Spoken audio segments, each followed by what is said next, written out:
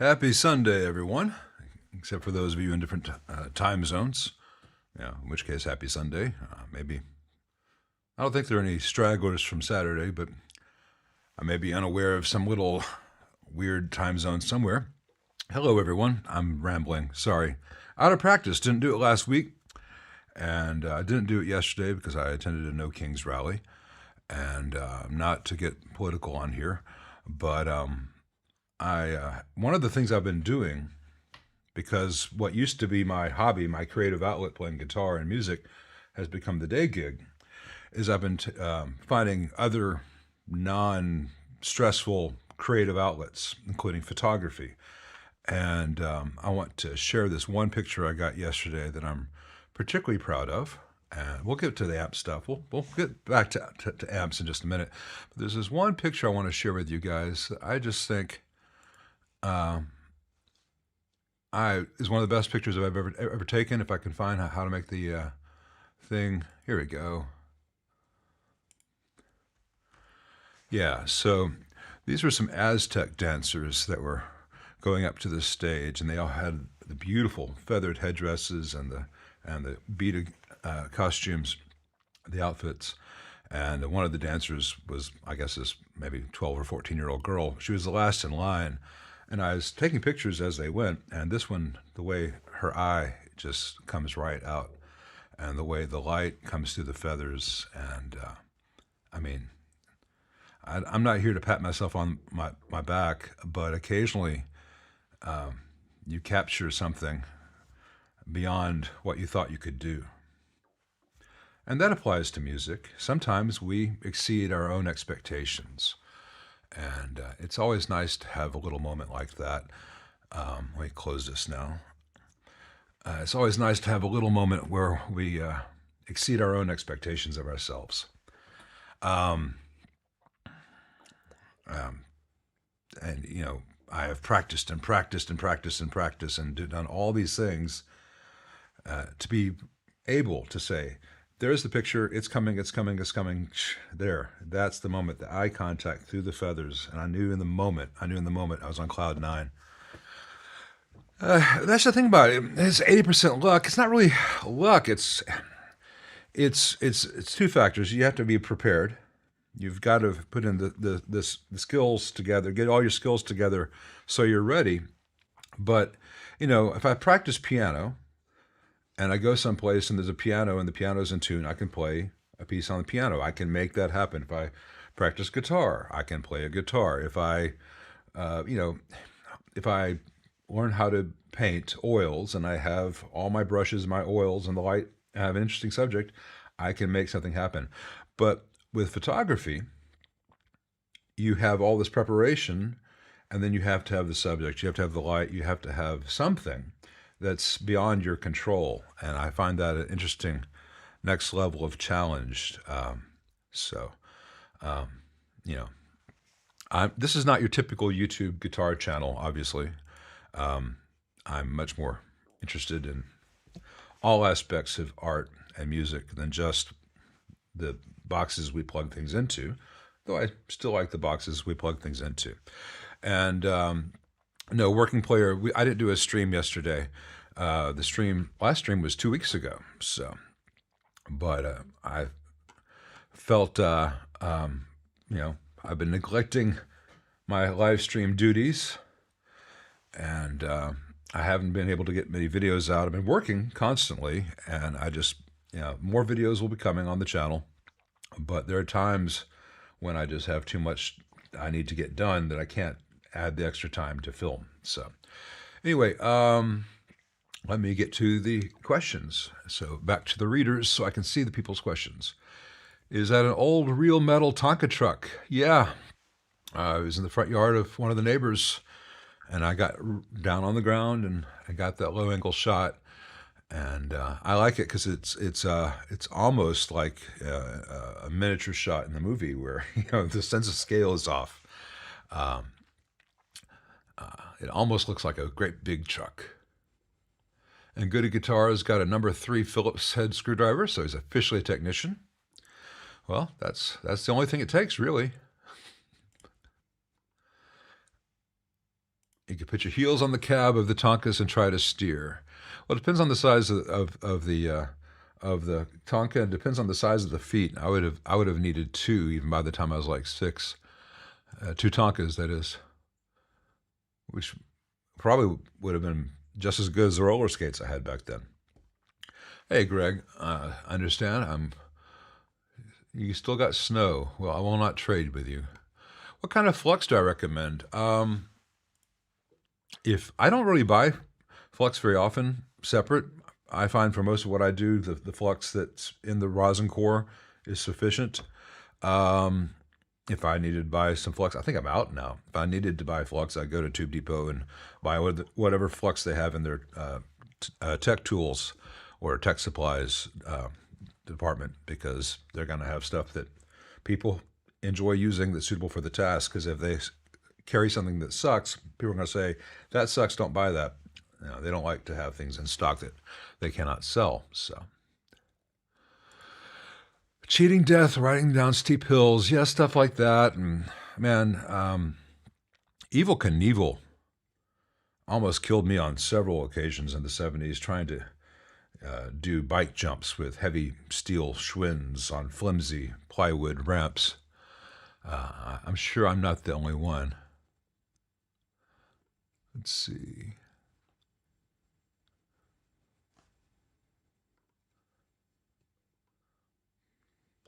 Hey, Millet, the guitar guru, watching from Indiana. My wife's an Indiana girl. Hey, Count Domingo, think you need to replace power tubes in my Fender Twin reissue, but my app tech will be out of town for a couple months. I won't be able to have it rebiased. Will it be safe to run? It should be, yeah. Put the new tubes in and watch them carefully for the first 20 minutes. If the amp hums, turn from the bottom of the amp. There are two bias. There are two pots on a Twin. One is the bias level. One is the hum balance. Your hum balance should probably not be needed to be touched. But if the tubes start to have any red cherry appearing on them, or the tubes start to emit a hum, from the bottom of the chassis with a small flathead screwdriver, like a number one, you can fit into the slot in that pot. And if you were looking at the bottom of the chassis, if the amp was upside down, you'd be turning it counterclockwise, just maybe a quarter turn, and see if all that problem goes away.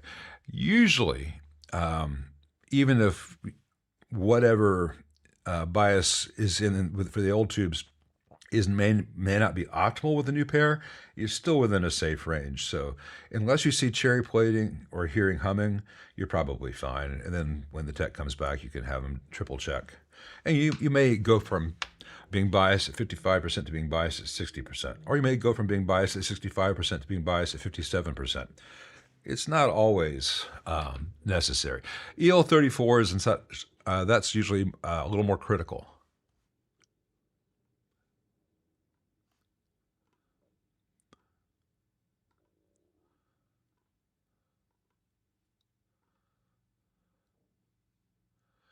Yeah, Jay Emilio, they were all seemingly, from my perspective, they seemed to be, if they were all of the Aztec descent, it would not have surprised me.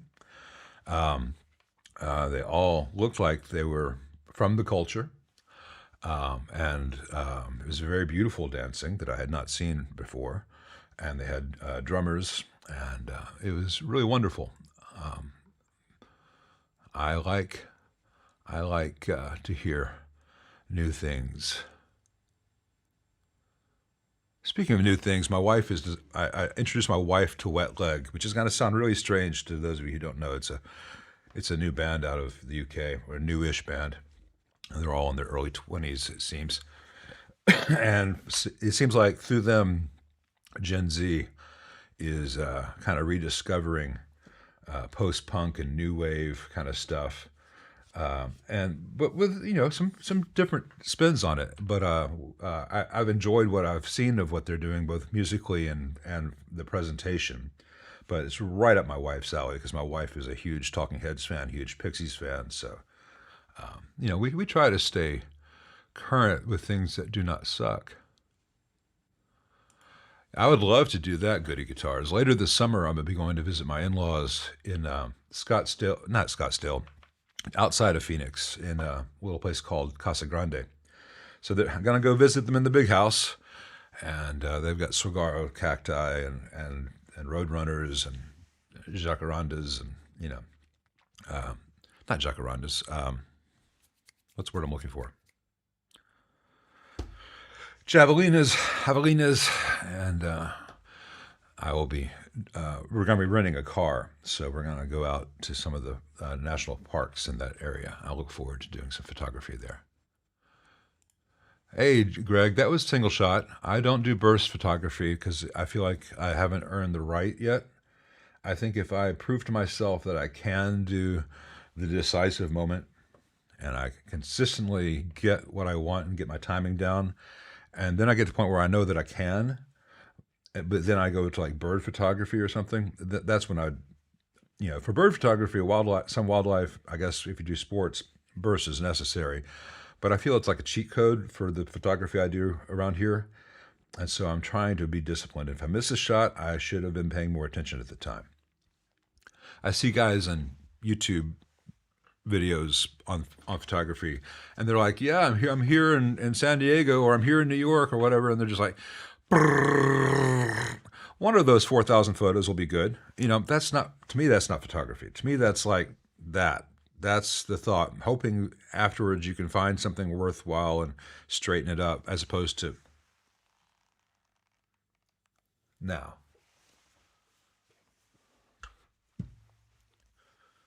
Same reason, not that I'm a great example of guitar ability. I've had so much hand issues. But to get better at playing on electric, I practice on acoustic. I'm not saying that if you do burst shots, you're a bad photographer. I'm just saying that I am finding more value out of doing it as much myself as possible. All the photos I took yesterday were manual with this little bitty. This is the 27. I got a little 18 millimeter manual focus lens, which I absolutely love. But you got to be in it and paying attention at all times.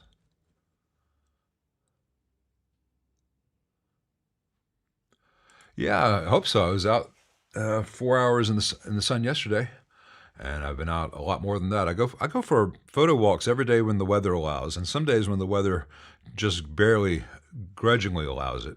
So I'll be getting darker and darker throughout the course of the summer's progress.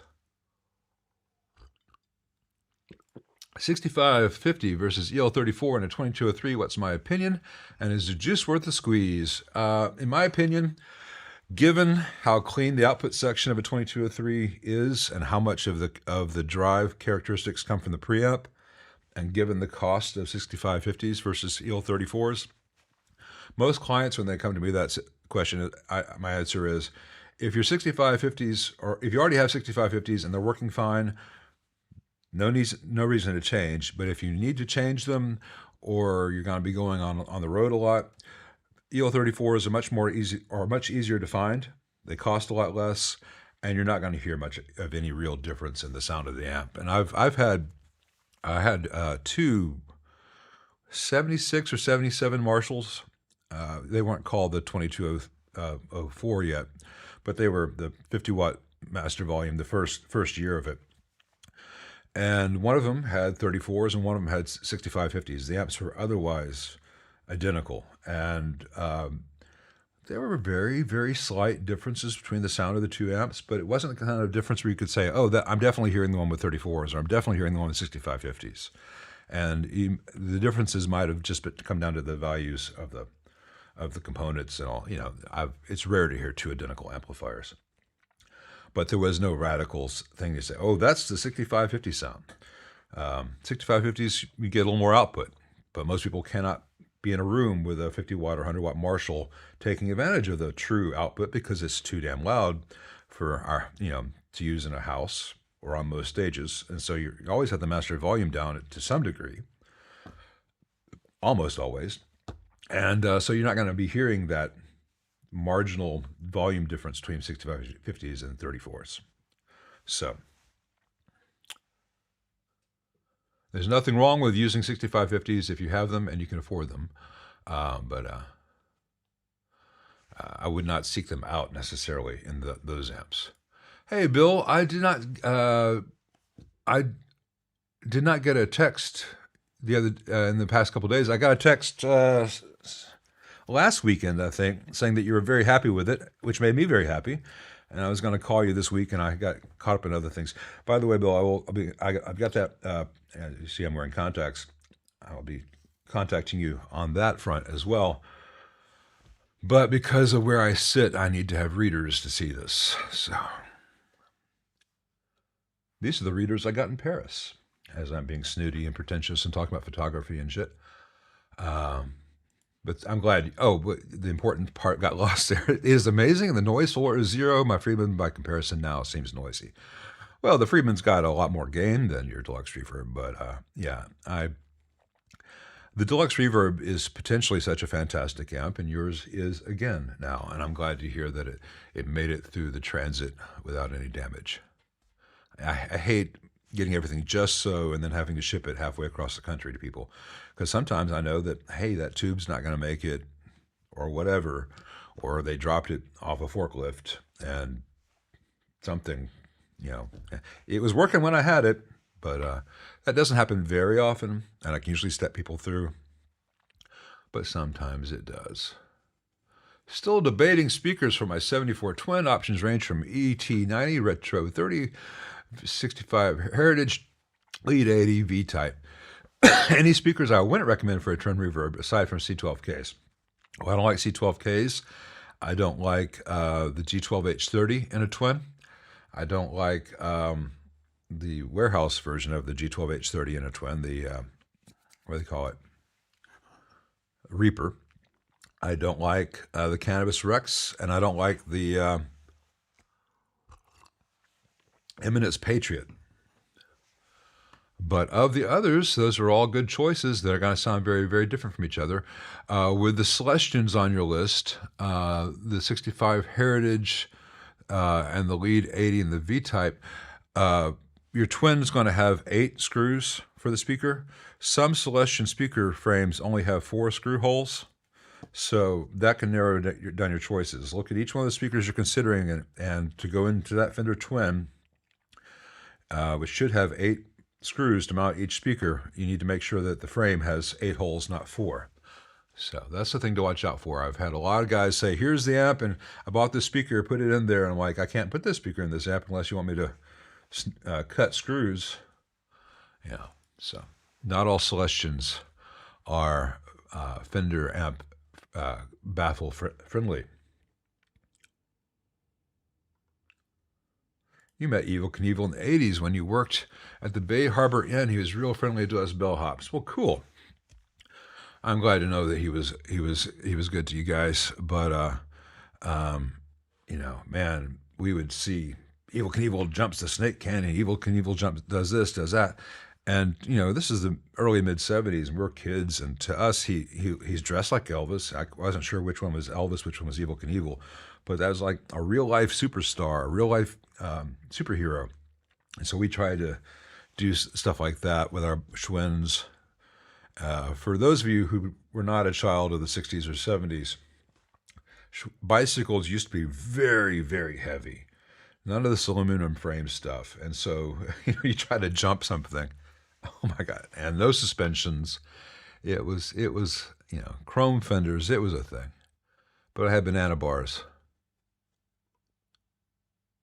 Banana seat and the what do we call those handlebars on the Schwinn Stingray? It looked like the handles from Dennis Hopper's Chopper and Easy Rider. I don't remember what those were called. And we could get things from honeycomb boxes and stick in the spokes. Hey, Thomas A. Carlos. Question: if you have an export Chinese deluxe reverb with a 220 volt mains, can you simply replace the transformer with a 120 volt domestic and rebias, or is there anything else that might need changing? Hey, Thomas. Many transformers in amps sold for multiple markets like US, China, Europe, Japan. The primaries of the transformer can be wired differently for different mains. For instance, on that, whatchamacallit, Alembic F2B the other day, it came to me wired for 100 volt use using the white wire on the primary. I changed it to the green wire, which gave us 120 volts use. So you may not need to change the transformer. You may need to have your transformer connected differently. That's something for a tech to do. But yes, if you worst comes to worst, you replace it with the US version of that transformer, and the primary wiring is different, but the secondary wiring is the same. So you don't have to change anything on the secondary end. You may or may not need to rebias at that point.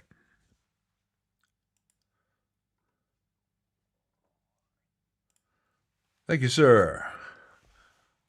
We were in Paris, and when we go on vacation, I like to wear my contacts so I can have sunglasses. But I had left the Foster Grant readers that I got at Walgreens in the States in the hotel room for some reason, and we went to a restaurant and I could not see the menu, and my wife could not read the menu because she didn't read French.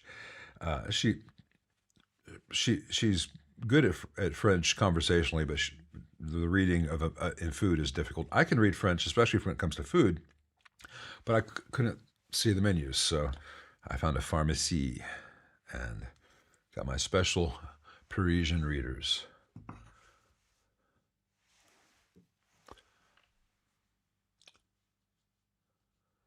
New old stock versus today's tube, 6v6, 12x7, etc. Well, blind dial, it really depends on the vendor and the testing.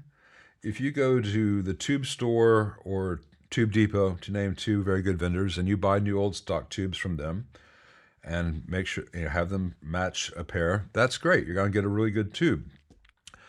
And new old stock can, in fact, sound better and last longer than current production. That's beyond question. Current production can sound very good and can last a really long time as well, but you never quite know. The trouble with new old stock is that the new old stock supply in the world has been gone through so much over the years that a lot of the stuff that's on the market now, not necessarily at the vendors I'm talking about, but if you go to eBay, you go to various sources to buy lots of new old stock tubes, what you're buying at a very high price is the tubes that were rejected 15 years ago. 15 years ago, no one wanted to buy those tubes. Those tubes weren't up to muster. But now they're on the market because they're the ones that are still out there available for sale. So you can end up paying an awful lot of money for absolute junk. Just happens to be old junk. So when it comes to tubes, find a tube vendor that you like. If you're in Canada, I recommend the Tube Store. In the States, there are a lot of good options. I really do like Tube Depot, and I think they're one of the better ones, if not the best. But find a vendor that you can trust and buy from them. And if you pay more for a 70s pair of 6L6 RCAs from there than you did from eBay, there's probably a damn good reason, because they actually tested them. They're actually drawing, performing to actual spec, as opposed to, ooh, that looks cool in that old box. Let's charge $300 for it.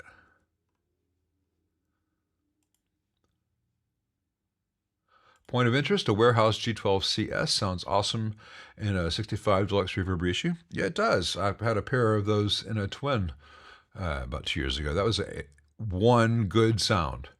It was a very good sound. I prefer the non-S version myself. I think it has a little bit more air, but the C sounds quite nice. Hey, Matt Houston. Bought an early 90s one-owner Marshall 1987X no loop. Besides power tubes and checking bias, there's anything specific to that amp to replace now? or issues to fix? I think every time someone asks me about the Marshall reissue series, my answer is always the same.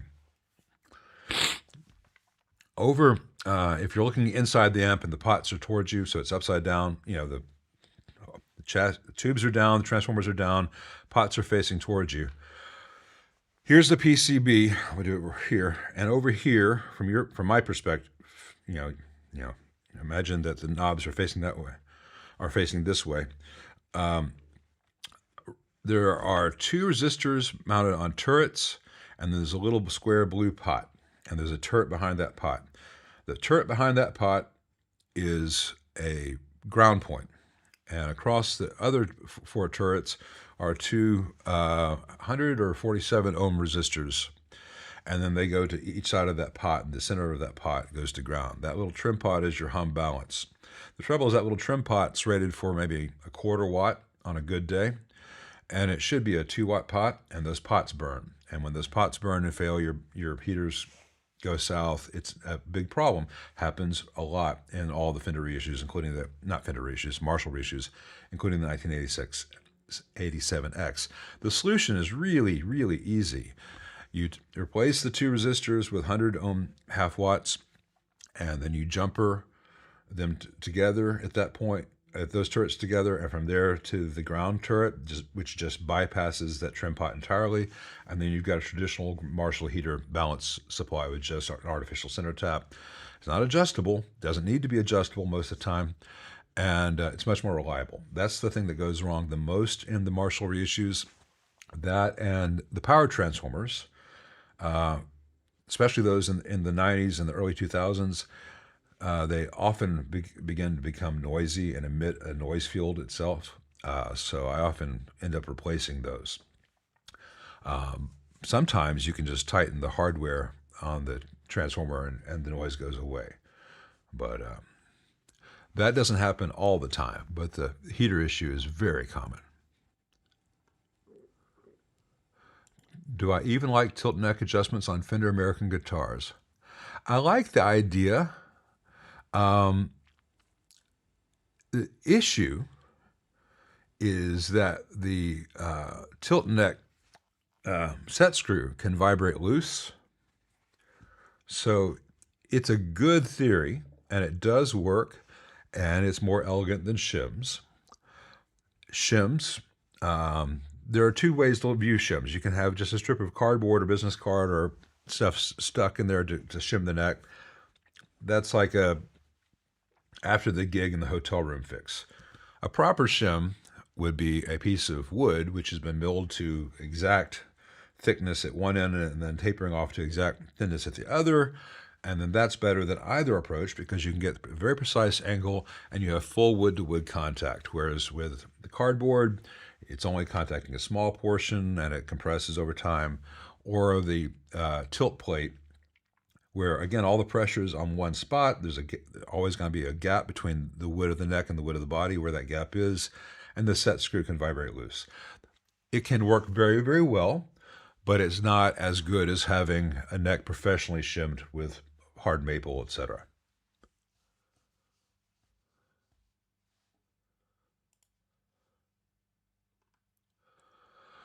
Hey, Governor, got a vintage Celestion G12 speaker that has a 1.5-inch rip in the cone. Is that repairable? Should just get a new cone for it? How will each one affect the sound? Thanks.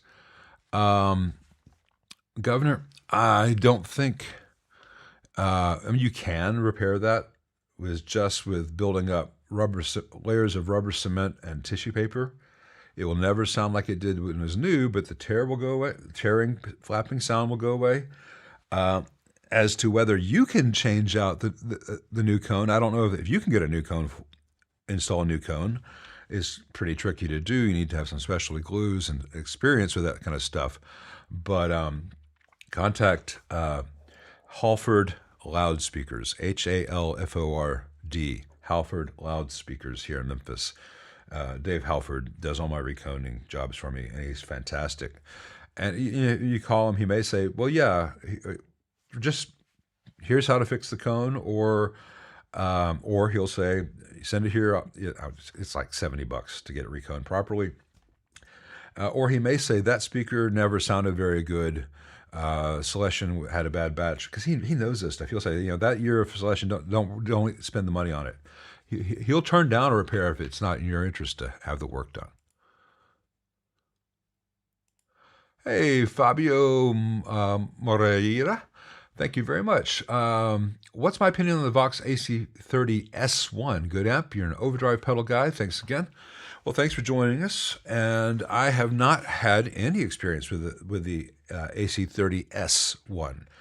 As far as I know, that they are using some of the same MOSFET tricks that you find in like the new hand-wired AC15 to replace certain stages which traditionally use tube triodes with a MOSFET LND150, which can be really good or really bad depending on how they implement it. I don't know whether they did a cathode follower tone stack like the true AC30, or whether they did a plate-driven tone stack. So I have no opinion of the AC30 S1. I've not even seen one in the wild. I don't think that was a particularly successful model from what I can tell. Or maybe people are like, well, I want the AC30, I'm going to buy the next step up, get the C. I can tell you that the AC30C is a very good amp. It's a 2x12 versus a 1x12. So if the size and weight is a decisive factor, you can take a chance on the S. But I would probably say that most players would be happier with a used AC30 custom C series than a new S series in terms of getting the core sound. For the price, an AC15 is much louder than people think. Don't overlook the AC15 hand-wired and the AC15 custom options as well. But maybe the S is fantastic, and I've just never had one come in because none of them have ever failed. I don't know.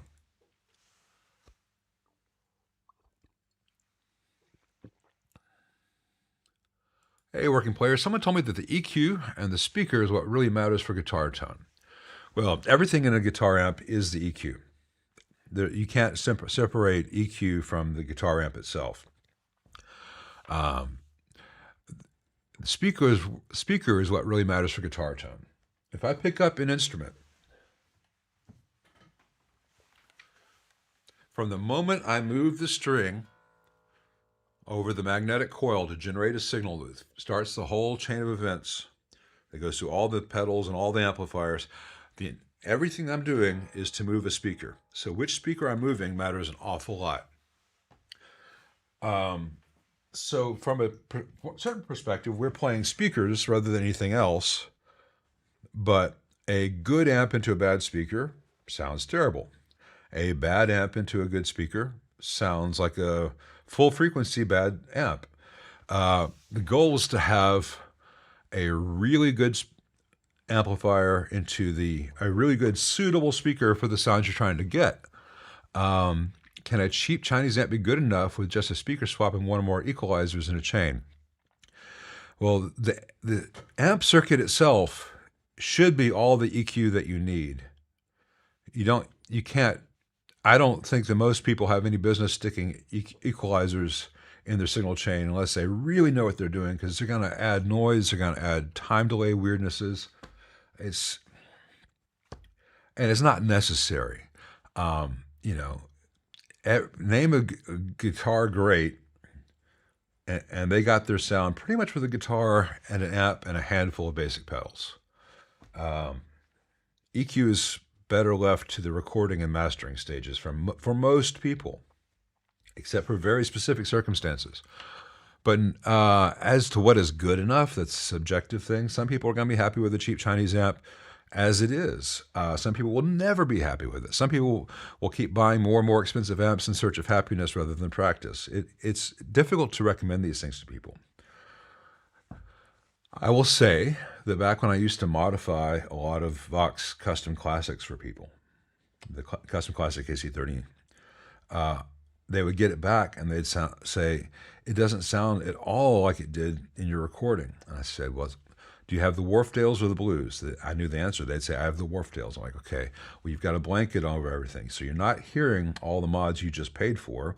Change out those Wharfdales for some blues, or at least some greenbacks, or whatever. Almost anything on the planet is going to be better than those Wharfdales that the amp came with. And they had tried 2 different cabs. They're like, oh my God, you're right. It's amazing. So no matter what I do on the amplifier, if they have shitty speakers, it's going to sound like shit. But I can have the world's best Celestion straight 4x12 from 1968 with godlike 20-watt Celestions, and any other amp in the world is going to sound awesome through that. Plug a pig nose into it, it's going to sound like bzz, bzz, bzz, bzz, bzz, bzz, bzz, bzz. It's think holistically, the whole thing. You should dust off your old Canon 40D. I'll beat you there. 5D Mark I. Ancient dinosaur. It's great photographs.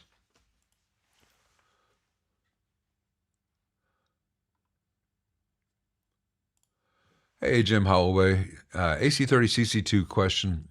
I saw an old video, Brad's, where he replaced a 100 ohm bias resistor with an 80. What do I recommend? Well, the bias resistor in an AC30CC2 is actually 50, and you have a choice of 50 and 100. I'm sorry, 50 and 80 in that amp. There's a switch on the back of the amp. You can change the bias from 50 to 80. So if I'm trying to remember how they did it. He was going for a bias with 240 volt mains, and I'm working with amps with 120 volts mains. So without remembering what Brad did specifically, he would be making a change for Australian wall voltage. And he would be making a change knowing exactly what he was doing and why. But it's a parallel. I'm trying to remember, I think they do it as a series switch. I don't remember if they do series resistance or parallel resistance in that circuit to go between 50 and 80. I think it's a parallel thing. No, I think it's a series thing. So Brad was not changing the bias of AC30 from 80 to 100. I don't think. I think he was achieving some other value, but I don't recall that video specifically. Sorry, Brad, if you see this. Hopefully, Brad, you've got electricity, internet. I saw that Sydney was getting hammered with really unusual storms. Hope you're okay. How much voltage leak on caps do I think is acceptable? Hey, Skeeter Buck, it depends on the cap. If it's a film cap, I don't want to see anything more than 10 millivolts.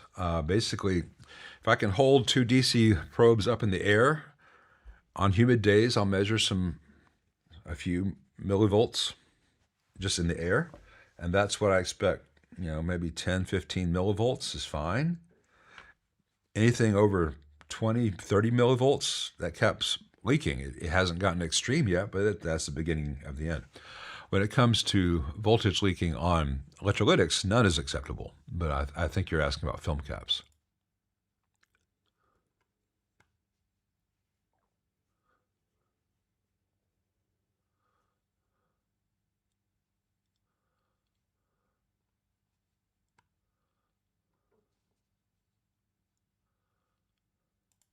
Hey, Alex Guitar. Yeah, I did for a while.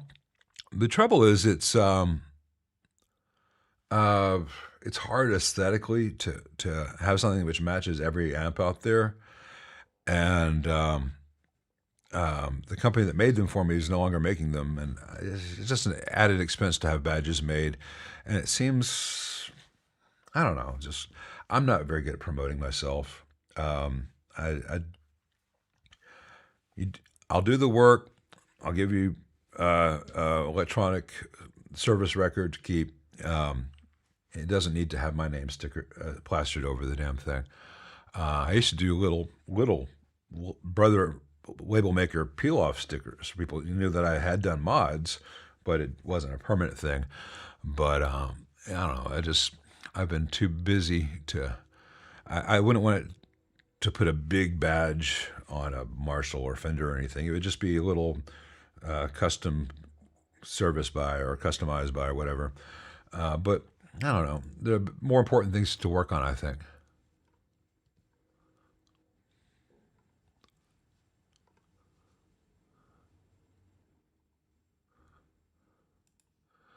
Hey, Robbie F. Well, I have not tried the Synergy stuff, but yeah, JMPs. The circuit has hiss. The JMP Super Leads circuit is, which is what I think they probably did. It's got a 5 nanofarad bright cap, which is a huge bright cap. It's a huge value. So the treble channel of that amp is really hissy, and until you get the volume up to over 10 or 12 o'clock, it's painfully bright and always has hiss in the stock amp. Most people were using it really high on great big stages, and that hiss was lost in the hums from the PA and the crowd noise and the wash of the cymbals and everything. But if you're in the room with it, you're going to hear it. Randy Rhodes' rig used to sound, especially with all his pedals, was apparently sound like an electric. I think they called it the sausage pan, their frying pan, because it sizzled all the time. So if they did an authentic super lead JMP circuit, that 5 nanofarad cap on the bright channel volume is going to have hiss, and that's part of the sound. I like to remove that cap or replace it with a smaller cap in an old Marshall, but I am not designing the Synergy things. Are Friedman amps mod friendly? Hey, Amnesia, if one has pre-phase inverter master volume, can a post be added? A right switch added? How would I choose from any one of their 50-watt models knowing I could add something? Well, there are no more nor less difficult to mod than other amps. I would say some Friedmans have post-phase inverter, some have pre-phase inverter. Buy the one that sounds the way you want it to, and that's the right one for you. I would not buy a Friedman expecting to need to mod it. Many of them have a bright switch or some option of bright modes. The stuff modeled after JCM 800 and later levels of gain tend to have pre-phase inverter master volumes because the power section stays clean and all the gain is coming ahead of the phase inverter anyway. The stuff more towards a traditional Marshall either has no master volume, which is Dave's preference for those, or a post-phase inverter master volume. He's got a very nice sounding one. So yes, I or Dave or any good tech could mod a Friedman, but he has so many different models that you probably could find one that straight out of the box is the amp for you. If not, look at Sir, look at Germino, look at, maybe use Metro. Those were fantastic. Look at Headfirst. There are a lot of good options out there with lots of bells and whistles and lots of, find the one that floats your boat without having to have someone make changes if possible. Because what if 6 months later it turns out it wasn't the amp for you? You want to sell it, well, it's no longer as new. You've voided the warranty, and the new guy doesn't want to have a modded master volume or an added bright switch, whatever. So he's going to buy someone else's used version instead of yours. You got to balance these things out. Hey, Fabio, I am not singling you out. For those of you new to the channel, please only ask any one question once. This is the third time I've run into Fabio's question here. I answered it the first time he asked it, but he asked it like 30 minutes before I got to it. So he asked it 2 more times, at least 2 more times. Please just only ask any one question one time. You can ask more than one question throughout the stream.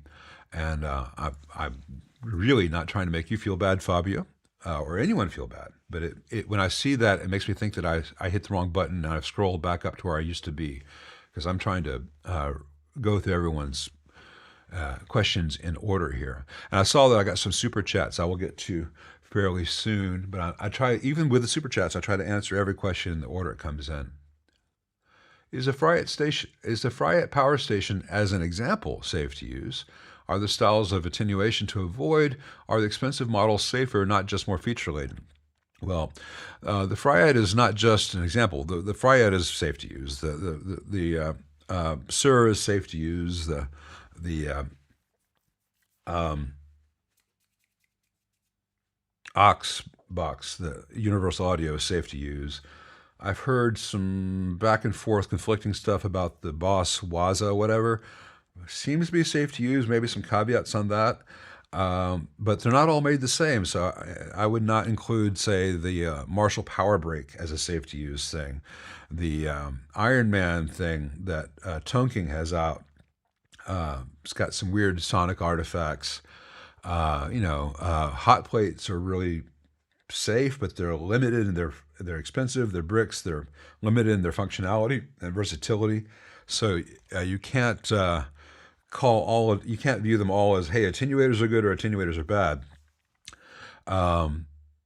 Generally speaking, the expensive models from good companies, you're buying reliability and some level of trustworthiness, because you plug your expensive vintage amp into it and play on 10. You need to have that thing not damage your amp. One of the issues that can happen, and does happen to people all the time, is that, well, I've been playing this old Marshall and I've never been able to turn it on to 10 before. I always use master volume or whatever, and now I've got this attenuator, so I just have that thing cranked all the time, and it blew a tube. Well, you had never played it that full tilt for as long a period of time before, because you would have gone deaf. And so the amp had a pre-existing condition, which, it was going to fail at some point. It failed faster because you used it on 10, which is a way that many of these amps were never designed to work, especially if people do the Van Halen cartoon thing of putting everything on 10, all the knobs. It's really, it's a lot of signal, and it's a lot of heat generated. And, if the amp has any weakness, that will exploit it. And it's not that the attenuator caused the amp to fail. That amp was going to fail. The harder you pushed it, the faster it was going to fail. As you push it hard, it fails faster. So that is one cause of failure. The other cause of failure in these kinds of situations is a bad, unreliable attenuator, where it cuts out or gives flyback voltage to the tubes, or to the transformer. Quality matters an awful lot.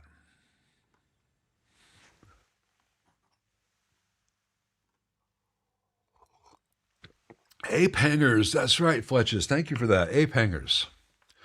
Banana seats and sissy bars.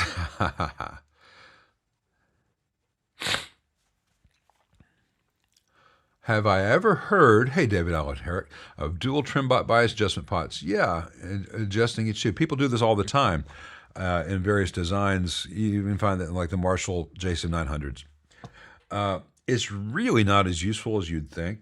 It makes it very difficult to bias an amp for most people. It's very finicky, especially the amps which have those tiny little trim pots like a JCM 900. I hate those things. The 2000s have them as well. But if you have standalone, real, pots, it's doable. I have never found it to be of great benefit. I think it's much better to do as you've seen me, not because I've done it, but I do it because I think it's a good idea, as you've seen me do in some of the 70s Fenders, and like you would find in, say, a Bogner Shiva, where there is a bias level control and there is a bias balance control. So you want to say, okay, I want each tube to have negative 35 volts on pin 5, or whatever the voltage is. And then I will measure each tube and say, oh, that one's at 58, that one's at 50. Then I'll turn the bias balance pot until each one is pulling the same amount of current. But if everything then needs to be a little bit warmer, a little bit cooler, I only need to make a slight adjustment to the bias level pot. That is a better two-pot bias solution in my experience. But if you have well-matched tubes, and it doesn't have to be exact, it could be even within 10% of each other, usually fine. Just a traditional regular bias control like you find in a Deluxe Reverb from 1964 is a really good way to go. A thing to remember is when you add more components, because then you can do different things, more things, every time you add more components, you're adding more points of potential failure. And especially with a critical circuit like a bias supply, the simplest you can maintain that circuit, that is the best possible version of that circuit. The extreme of that would be the Fender Bassmaster amps with the auto bias circuit. That auto bias circuit has been failing for people again and again and again, and Fender does not sell a drop-in replacement for it, and Fender does not sell the boards or do that under warranty once the stupid complicated boards out of warranty. A lot of techs have been having to keep those amps going by ripping all that stuff out and putting in the bias supply from a 1964 Deluxe Reverb, because it works and it has like 5 components and is not much to go wrong.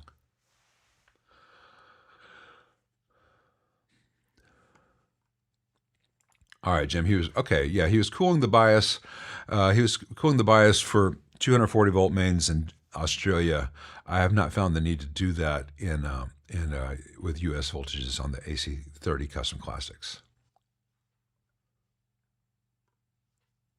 Thomas A. Carlos, you're very welcome. Hey, Patrick Pierce, thank you very much. You're taking your musically inclined adolescent children to Memphis for the first time this summer. Any must-sees, music stores, etc.? Okay. Well, for music stores, if they play guitar, I would recommend Martin Music on Poplar. Fantastic people who work there. The owner, Eric, is great. The entire staff is fantastic. They have a fantastic selection of everything from good quality beginner and intermediate instruments all the way up to high-end bourgeois and Collins acoustics and high-end PRS and Sir and everything that you could ever wish. It's a candy store, and it's one of the few remaining really good brick and mortar candy stores. As far as must-sees, I would say the 2 things to do are not Graceland or Beale Street. I would suggest going to the Stax Museum and going to the Sun Museum. That's what I would do. That'd be a really good day or two in Memphis, getting to learn a lot about not just Memphis's musical history, but the musical history of America, pretty much, at those 2 museums. And if you wanted to maybe bring things down, but give a very balanced view of the world to your kids, I would say the National Civil Rights Museum. If your children are over 12 or 14, it would be a very memorable experience. It's not a happy, fun thing because it's not a happy, fun subject, but it's nice to be real about certain things. Because you cannot understand country music or blues or rock and roll if you don't understand the rights of sharecroppers, the rights of minorities throughout the South, and Jim Crow, because they're all coming. It amazes me, given the awful quality of life that poor whites and poor blacks had here in the South, that one of the primary responses to those awful living conditions was incredible, beautiful, transcendent music. Whether that's the Carter Family or Blind Willie McTell, Blind Lemon Jefferson, art out of horror. I don't want to get ahead of my skis on that, but that's where I would recommend taking teenagers in Memphis.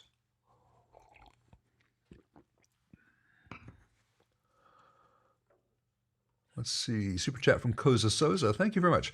What's the best way to contact me for potential repair work on an amp? info@sonicaudio.com. And I get an awful lot of spam.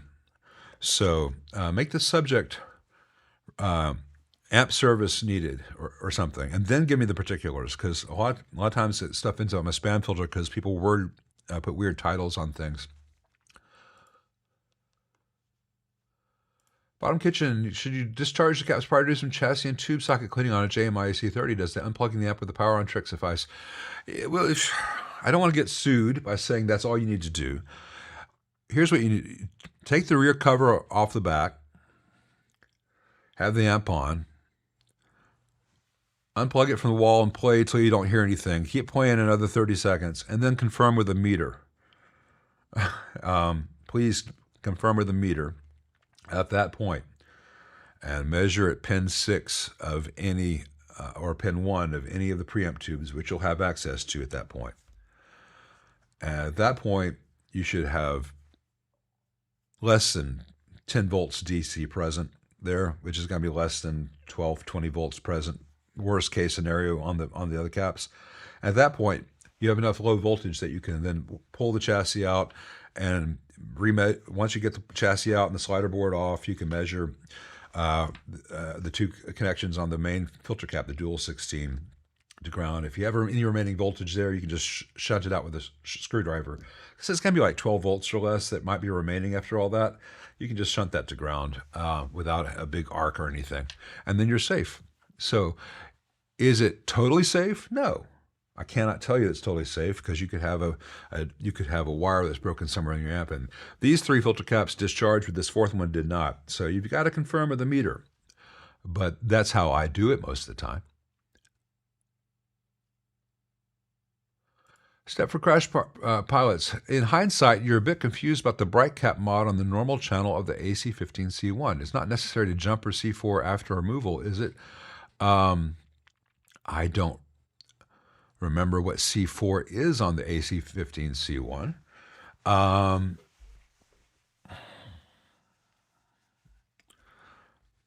have you jumper the 330K resistor that's in the series before the volume pot. I think I have you leave the existing bright cap in place on the AC15C1. During the break, I'll look up the schematic and I'll get back to you on that, Stepford. Okay. But I don't. I know that I might remove a cap or I might change the value, but I don't jumper C4. I'm just jumpering or somehow shunting the 330K resistor ahead of the volume pot. Hey, Patrick Pierce. I see lots of vintage Gibsons on Reverb Stamp Second. Thoughts on them? A Voyage? Are they valued the same as unstamped guitars? Well, Gibson used to have a seconds program where any instrument that did not pass final inspection but was still playable, still had some appeal to someone, would be stamped as a factory second and sold through select, not very high-end dealers typically. There was one in town that used to have a lot of Gibson factory seconds. And so you could get a Les Paul that would normally be $1,500 for like $700, and you would know that it had finish flaws. You would know that it had maybe a crack in the neck that had been repaired at the factory or something. Something kept it from being salable as a brand new, perfect guitar. Later, Gibson decided to stop selling the factory seconds. So any guitar that normally would have been a factory second, they would literally take a bandsaw, cut it into pieces, and throw it away so it could never be sold with the Gibson headstock, with the Gibson logo. In my experience, having played an awful lot of factory seconds, a lot of them were very good guitars. Now, some of them were not. Some of them had twists in the neck. Some of them had horrible fret jobs. But usually you could say, okay, this is a second because the binding on this Les Paul custom, it chipped off at this top corner. So there's a piece of binding missing. The rest of it's a brand new 1988 Les Paul custom. So a lot of Memphis guitarists were enjoying being able to get Gibson factory seconds back in the 70s and 80s here. But they have stopped. Should they be valued the same? I don't know. They never were when they were new, and they never were when they were more readily available in the market. But given the craziness of the vintage market these days, maybe someone thinks that they're rare and sought after. Ooh, I only play seconds from 78 to 84. You know, people are weird. That's why we like them, right? Thank you, Thomas Carlos. Appreciate you. All right, on that cheerful note, we are going to take the first of 2 7-minute intermissions, during which I will look up the schematic for the AC15C1 and get you a more definitive answer on C4 bottom kitchen. So thank you all, and I will see you in 7 minutes.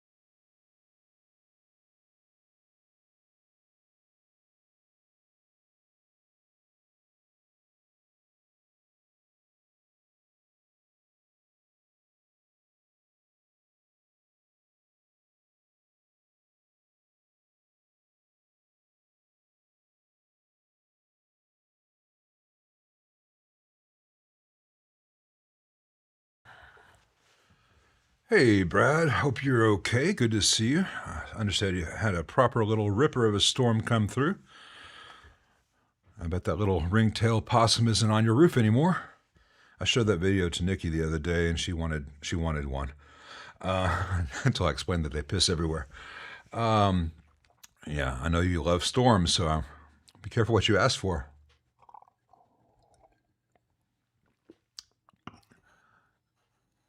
Yeah, you don't want to jumper the C4, Stepford. C4. If you jumper C4, you're just connecting lugs one and two your volume pot together, so the volume pot won't work as a variable, as an actual potentiometer. It'll be just a variable resistor. It'll still work as a volume, but it'll sound terrible, and it'll have no useful taper. But don't jumper C4. Either change it, remove it, or leave it as is. I like leaving it as is. That's weird, Brad, because all the reports said Sydney was just getting hammered with bad storms, and they've closed all the coasts and stuff. But it's back to the questions in sequence.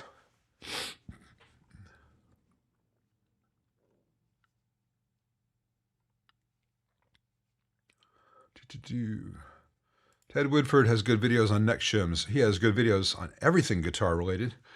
But yes, he also includes neck shims. Of course, he's one of those freaks like Brad who can set up a machine to say it's going to be exactly half a mil at this end, tapering off over the span of 3.2 centimeters to nothing. And I need to do that 10 times, and I'll have 10 of them just like it. Thoughts on the AC4 TV combo and the suggested mod upgrades like a new transformer set? Waste of money. I've did that on one of those AC4 TVs.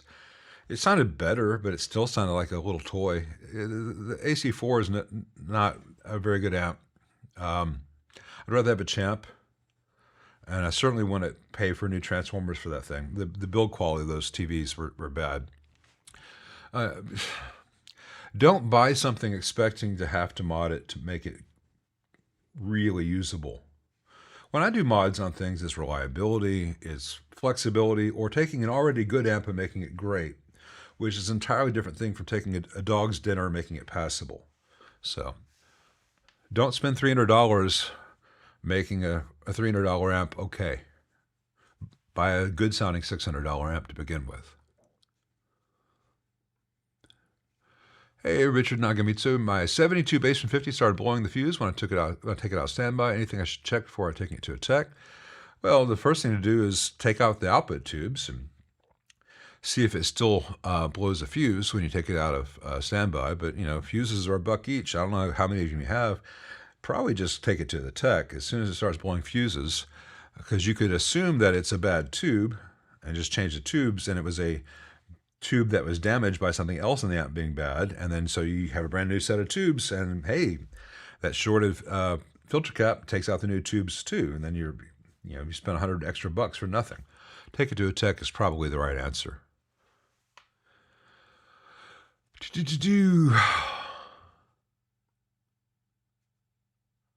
Old repair for ripped speakers using the thin membrane between onion layers and clear lacquer nail polish. I can't imagine that lasting. I don't think I would trust something that intransient, something that's so prone to biodegrading and so thin. But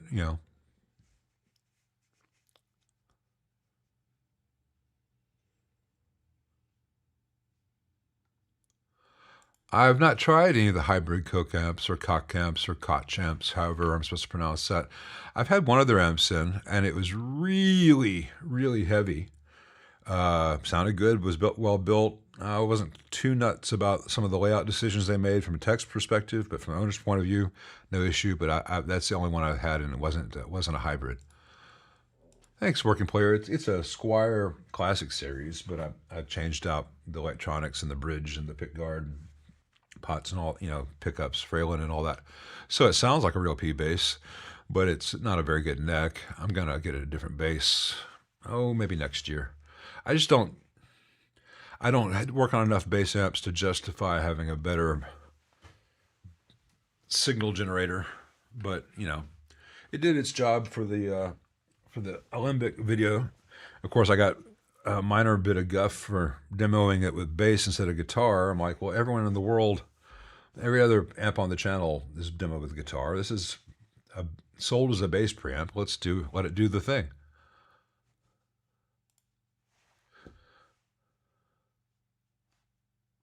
Tim Pierce uses a ton of stuff, and as Dustin says here, yeah, as I said, most people have no business using an EQ except under very specific circumstances. And if you're using EQ to fix your sound is wrong to begin with.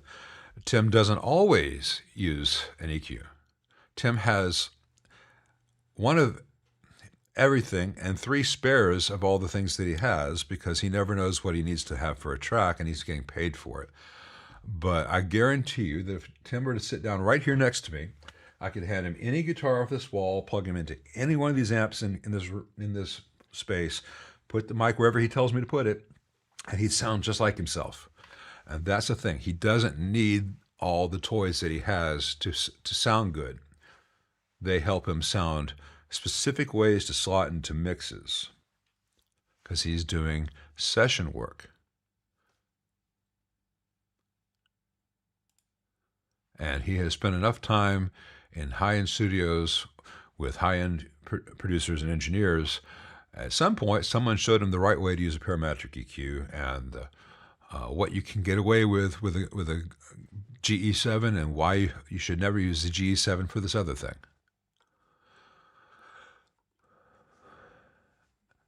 Hey, Books. Yeah, this thing is fun. It's got crappy dynamic range, and it doesn't have much detail for distant things.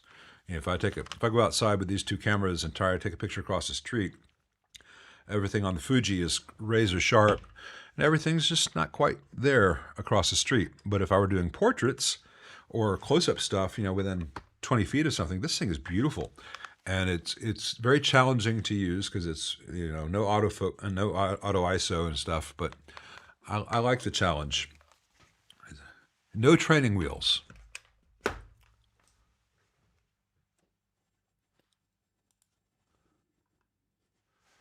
Let's see.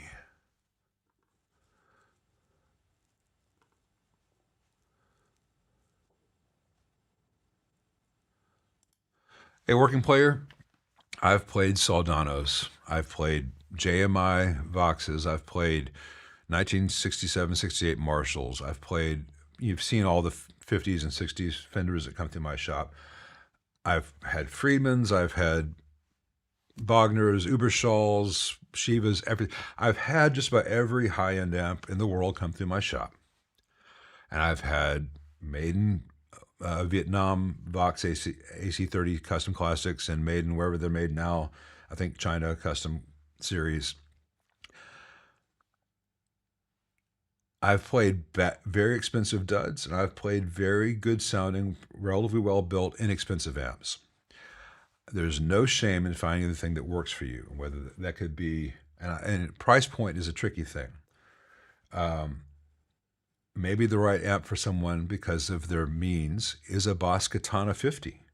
Maybe the right amp for you is a Rev 20, a D20, I think that's what it's called. Maybe the right amp for you is an old Soldano or a brand new one in snakeskin. I don't know. But a great player through a good amp is going to sound better than an okay player through a great amp. I'm not saying that amps should not have as great sounding an amp as possible, but there's an awful lot to be said about, all right, I have a used Princeton, 65 Princeton reissue. I changed out the speaker, and I've got this one overdrive pedal I like the sound of, and I've just been practicing with that, and I've got ideas, and I can play in any key and time signatures, and hey, I got my swing down, I've got or my jazz chords, I've got some classical techniques. That's more important than I have a Soldano and a yacht. My name is Elmer Fudd, millionaire. I own a mansion and a yacht.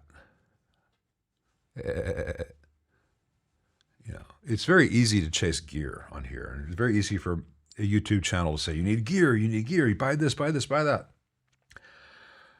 You need a playable guitar that doesn't get in your way into an amp that makes a really nice sound. Even if it's not your dream sound, is it a good sound? That can be. My son's got a Boss Katana 50. I told him to get that because he doesn't need anything else and he plays with headphones. I've played that, and you know what? I sound like me, for better and for worse. I could absolutely gig with that little amp. I only found two of the possible sounds I could get out of it to be good, but they were very good.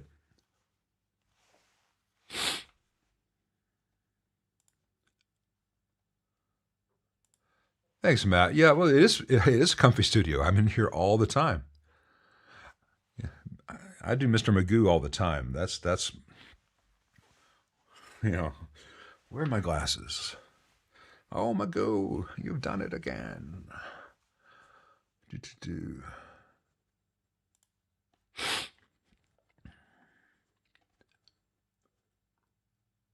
I do remember Shrinky Dinks. They smelled horrible when they're in the oven.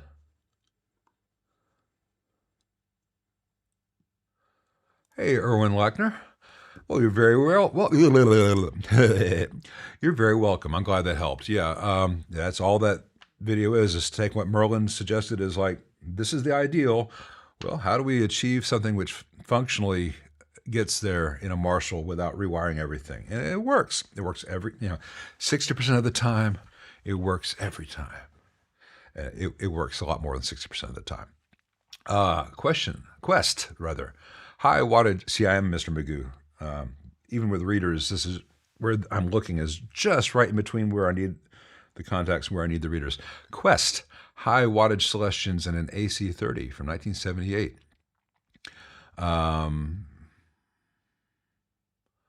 You can. I don't see any problem. I don't know how high you mean. 65-watt speakers in an AC30, that's 4 times the output of the amp. But I certainly test a lot of AC30s with my shop cab, which is a 65-watt ET65 and a 75-watt or 70-watt Veteran 30. That pairing is great. The speakers are not being totally stressed by an AC30 output, but it sounds really good.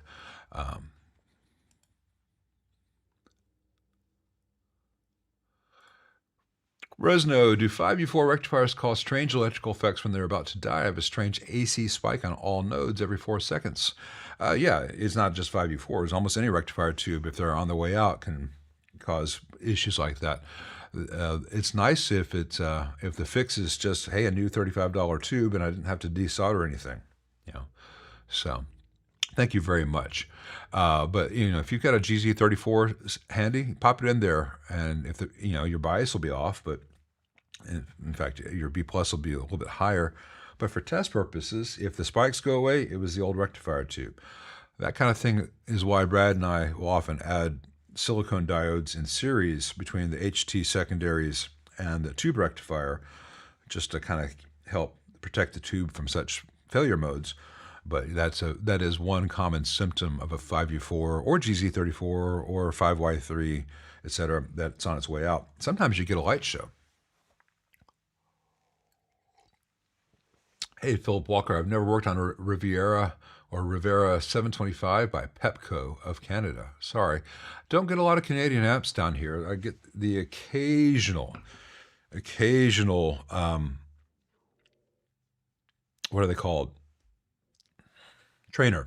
I get the occasional Trainer, but they're few and far between. Don't get any of the more obscure Canadian builds, sorry. What are my thoughts on Rev amps? Thinking about getting the Joey Landreth head. I've heard really good things about them. I have no experience with them. I've not heard one in real life, not played one, sort of not been inside one. I look forward to the day when I can have an opinion on one. But my opinion on amps are, first of all, I got to play it. Second of all, I got to look inside, see how it was built.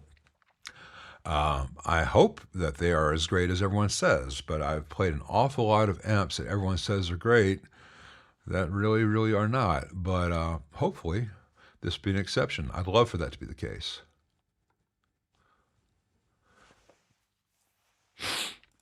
Yeah, Bill, I remember when he attempted to jump Snake River and broke everything.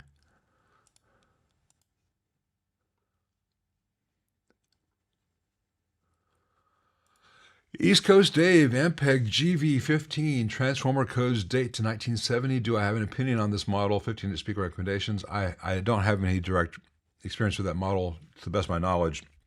Ampeg had so many variations on similar circuits and so many similar names. It's hard to keep track of them. 15-inch speaker recommendations. I don't know the impedance or output level of your amp, though most Ampegs would be 50 watts or less. So maybe the Warehouse G15C. I know that Ted Weber Speakers has a lot of really good 15-inch models, but I don't know. I can't steer you specifically. Your first Ampeg, that's very cool. Ampeg has some really great amps and some really bad amps, but when they're great, they sound fantastic. Speaking of Ampegs, Greg Hopkins, as in by Greg Hopkins and Bill Moore, forward by Les Paul. Anyway, Greg Hopkins watches the channel. I met him, about a year ago through a mutual friend, and he was kind enough to send me his book, Ampeg, The Story Behind the Sound. And I only got it the other day. I've not had a chance to do more than flip through it, but I'm going to be reading this very soon. So if you're really into Ampeg, this is by Hal Leonard, which means it'll be available everywhere on the internet. Look up Ampeg, The Story Behind the Sound by Greg Hopkins and Bill Moore, forward by Les Paul. And once I read this, I might have more information about the G15, but, I'll do a quick flip through for you guys. Let's see. It's hard to do. The book's not been open long enough for it to open up very well. About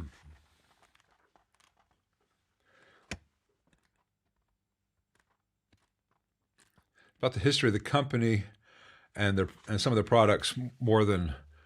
It's not a very technical book. It doesn't seem to be. I mean, it has technical information about, hey, these are the features of this amp runs. I'm looking forward to it because I like things like this. 15-year-old me would have lusted after this book. I will have it memorized next time we speak.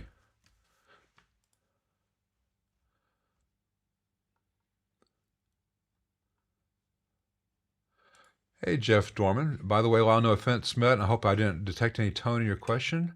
We good, right? I didn't see any offensive or potentially offensive question. I saw that you commented this during the intermission, and I looked back and looked back and looked back, and I don't see what you're following up on. So I'm going to assume that we good, but I don't know why we would not be. Hey, Patrick. Yeah. I'm not here to be like, hey, come to Memphis for tourism, blah, blah, blah, blah, blah. But if you do come, let me know, and I'll tell you places, good restaurants to go and stuff. Hey, Rashad. Rashad77 never uses the normal channel on his 76 Twin Reverb. What are my thoughts on converting it to a lead channel? Can you please point me towards a reliable source of info such a mod? All right, that's why someone was mentioning the Rob Robinette thing. I like Rob Robinette. I don't find that modding a Fender, especially a 70s Fender for lead sounds, is all that useful. We live in a world of overdrive and distortion pedals. Use one of those. It costs less than modding the amp. You're going to get better and more flexible results. And if you sell the amp, you still get to keep the pedal, so you can get those sounds with a different amp. I was listening to some Gilmore the other day, and those are all clean amps with big muffs and Chandler overdrive pedals and all kinds of stuff. He sounds just fine using pedals for that kind of stuff. I like the sound of an amp which distorts without any pedals. I like that a lot. But that's not what twins want to do. And to make a twin kind of sort of do that is where you end up with. You have an amp that kind of sort of does that. And it doesn't have the topology to get it to be a fantastic sound. Now, I think I saw Rob's suggested lead mods before. Yeah, they're all going to give you more gain. They're all going to give you a bit more of this or that. but it's not going to be a Marshall. It's not going to be a Soldano in there. It's going to sound like a Fender with a little bit of built-in overdrive. Give me a couple. Get a Timmy. Get a Rat. Get a Big Muff. Whatever. Find the sound that you need, and it'll do that thing. And then you have a use for the second channel, because the normal channel of twin reverb, you could have the bright switch off and no reverb for a big raunchy rock sound, and then you switch over to the reverb channel with the bright switch and the reverb and the tremolo, and use the amp the way it was designed. Any overdrive I would recommend for twin reverb or high watt custom amps looking for something other than Tube Screamers or Boss SD1s. Cheers. Hey Sash, DC. It's hard to recommend any particular overdrive pedal because there's so many of them out there, and it's all very subjective. Play a bunch and see what speaks to you. The guitarists on the internet like to play a game where this pedal is really sought after and this pedal's shit, and so the TS11 is a piece of crap until John Mayer used it on his last album. Then everyone wants one for $400. How many Nobles OD1 sat on shelves for $25 for years until Uncle Larry started to promote them. Everything goes in cycles, and you could probably go to build an entire rig with 10 different pawn shop visits for under $100, and one of those is just going to be like, oh, that's the next thing. That sounds awesome. Or just go to Guitar Center on a Tuesday morning. Ask to try a whole bunch of them into an amp similar to yours. Almost any Fender set clean is going to be a good test bed for your Fender and for your high watt stuff. Yeah, but SD1s and Tube Screamers have a certain sonic footprint, and there's a lot of stuff out there that sound very different than that.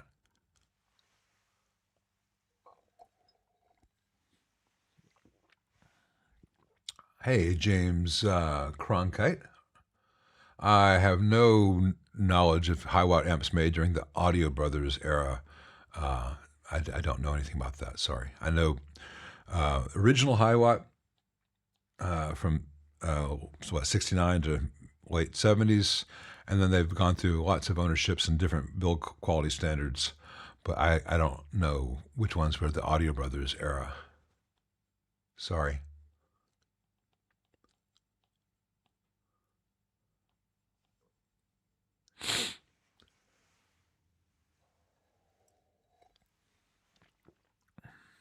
Let's see, did you do...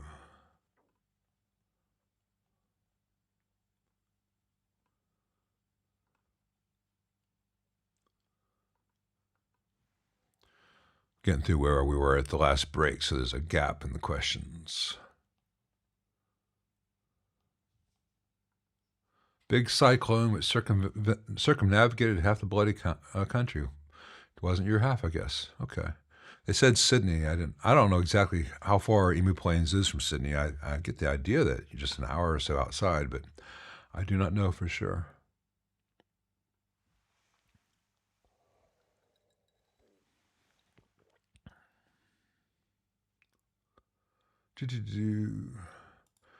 Module has 3-position cathode select switch to affect bass response. Resistor cap value is 1.5K, 22 microfarad. That's Fender value, 2.7K and 0.68. That's plexi value, lead channel, treble value, 1.8K and 1 microfarad. That's kind of in between the two, but closer to the plexi. Default is first. Could changing it help? Well, from 1 to 2, you're going to lose a lot of low end and get a little gain. And position 3 in that order is going to be very similar to position 2, just a little more low end. None of that's going to affect the hiss, really. The hiss is treble stuff. All that stuff affects low end and overall gain.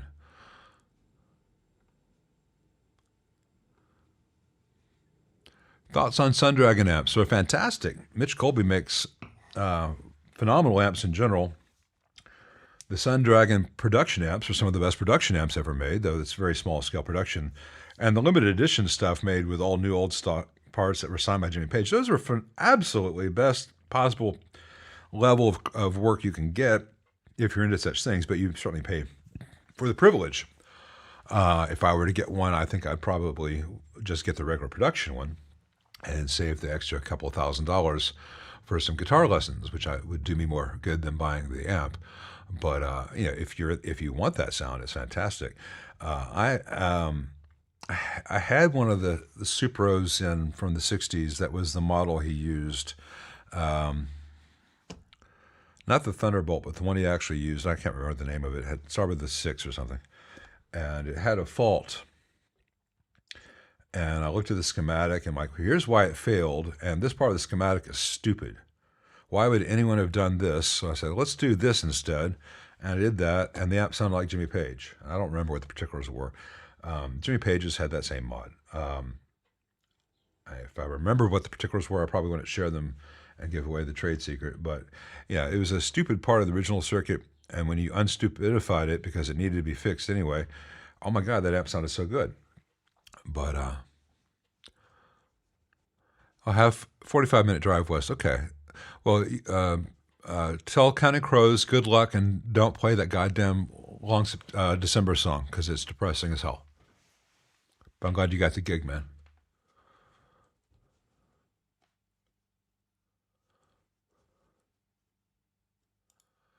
Hey, Ron Marcil. 68 Vibrolux Reverb reissue. Do my usual reliability upgrades apply to this one? No, it's a very different build. It does not need any of the... It doesn't have the axial IC brand caps, et cetera, et cetera. The main issue with the Vibrolux Reverb reissue is that the reverb card is digital, and when it fails, Fender does not have replacements for them.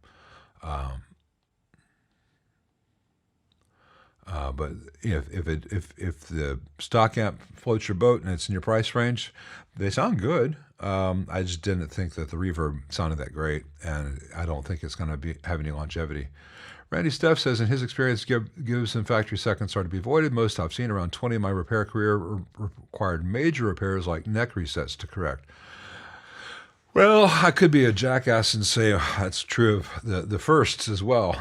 A lot of Gibsons, the neck angle is wrong from the factory, even the ones that they charge extra for. I had at the time, it wasn't like I was playing, spending a lot of playing time with factory seconds. I just knew that if you could find a factory second that was cosmetic second, you could often get a really good deal. But there's no such thing as free lunch, and I bet Randy is speaking from sad experience as well.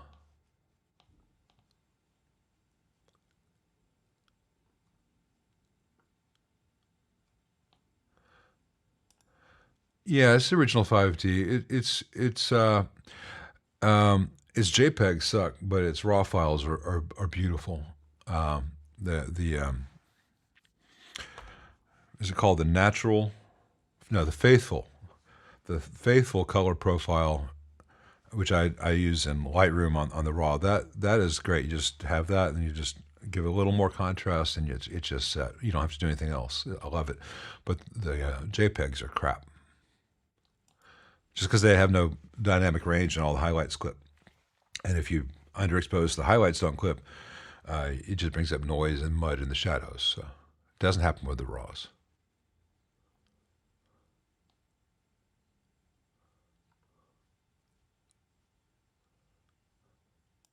Hey, Mach J, I'm glad to hear that. Thank you very much. I appreciate that very much.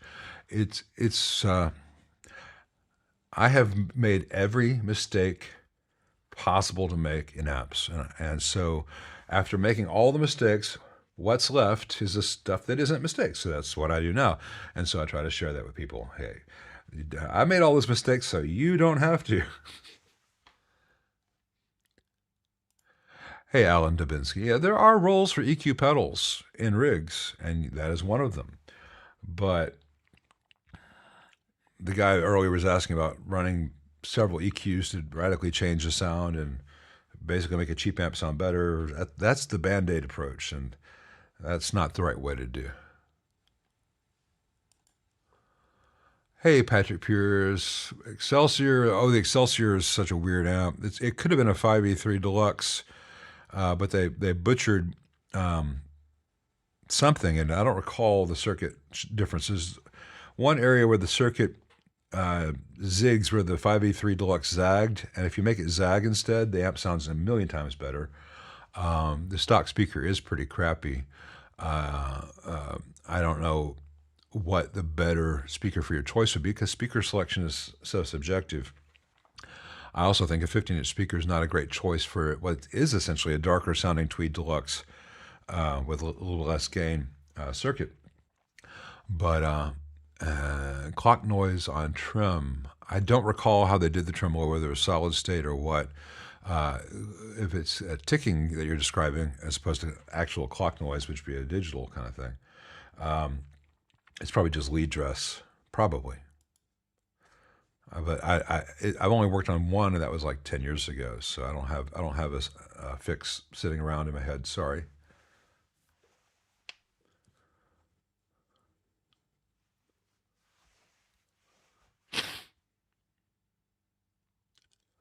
Hey, Resno. Here in the Netherlands, the wall voltage is often even 240 volts instead of 230. First node in 79 Fender Deluxe Reverb 120 volt version is about 515 volts in standby. All voltages are pretty high. Any advice? Yeah, in standby of a Fender Deluxe Reverb should be 420 something. The first thing I would do is make sure that you've got a 5U4GB rectifier tube, because if you have, it's got a 30 volts more drop than a GZ34. So if your amp has a GZ34, your B plus is already 30 volts higher than it otherwise would be. Second, if you are constantly running into the wall voltage exceeding what you need it to be, it can be worthwhile to either get a uninterruptible power supply, which is sold for computers. I imagine the ones in the EU would have a 230 240 switch. You just keep it at 230.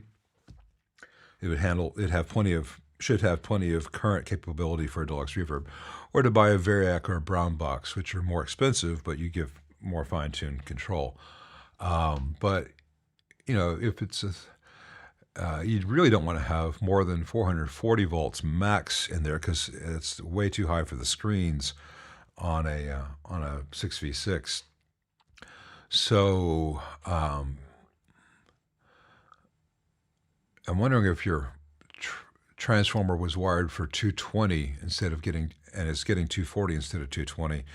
You may have to get a Variac or a Brown box or UPS to make that amp have a longer life. Do that and look into the 5U4GB.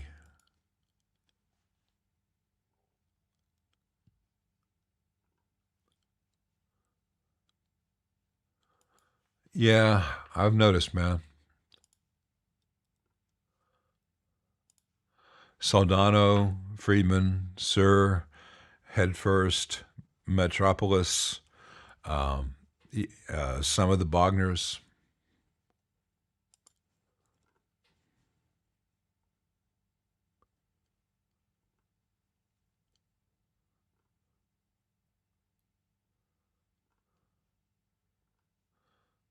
Let's see. Yeah, I don't like the distortion sounds out of the Fender Mustangs either, but the clean's pretty fine.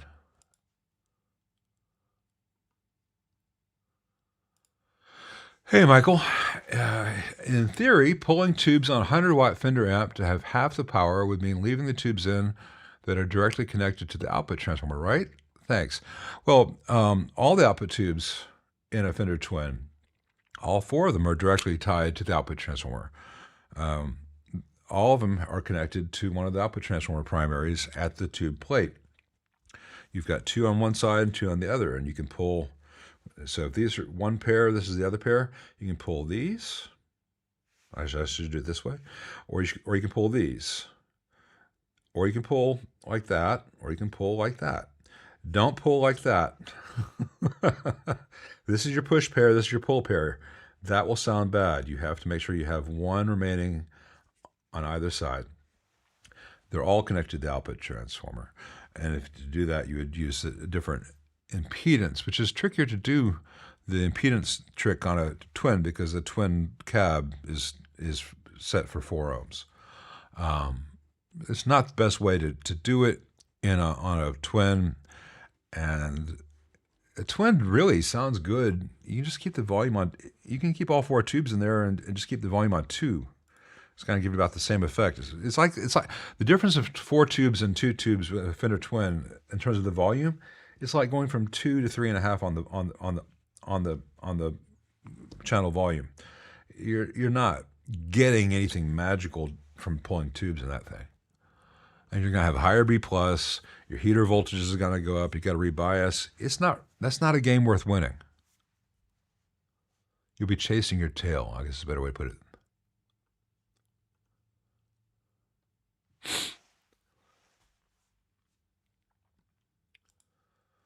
Hey, Oxidized Stock, GMC. Got an early 70s Ampeg B25B that needs a cap job. Do I have any recommendations for replacement for the 2 Mallory 30 microfarad 600 volt caps? Not a lot of options.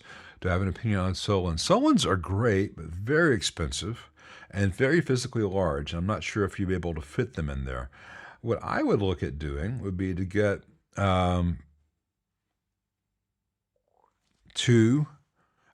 make 2 series strings. So I'd have like 2 70 or 80 microfarad 350 volt caps in series with each other.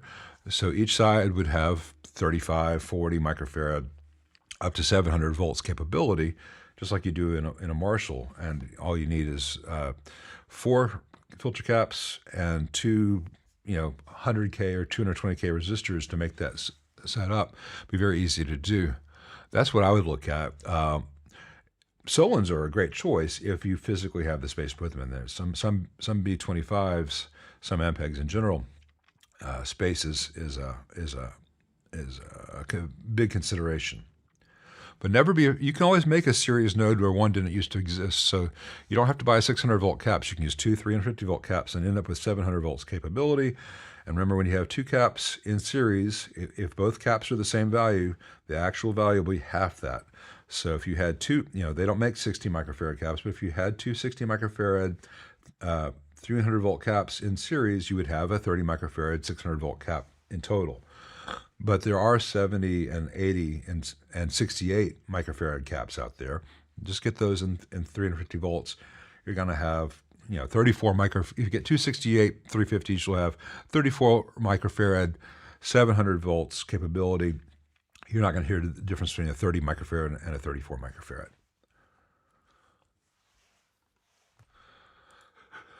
What's my opinion on lead-free solder? Has the era of dry joints finally passed? Well, lead-free solder is fine if you use the good stuff. Most commercially manufactured amps don't use the good stuff, and you have solder which doesn't have the mechanical strength, that does not hold up to vibration. And you're still gonna have dry joints and easily cracked joints. The good stuff that's used in satellites costs a lot and is not used in production amplifiers very often. I still prefer to use leaded solder 6040 because I know I get very good reliable results without any great expense. If I were making an amp for production in the EU that had to be ROHS certified, I would buy the good stuff, and you'd pay a lot more for my amplifier than you would for most production stuff because it would be worth it. But it's really hard to explain that to people, which is one of the reasons I don't try to play the game.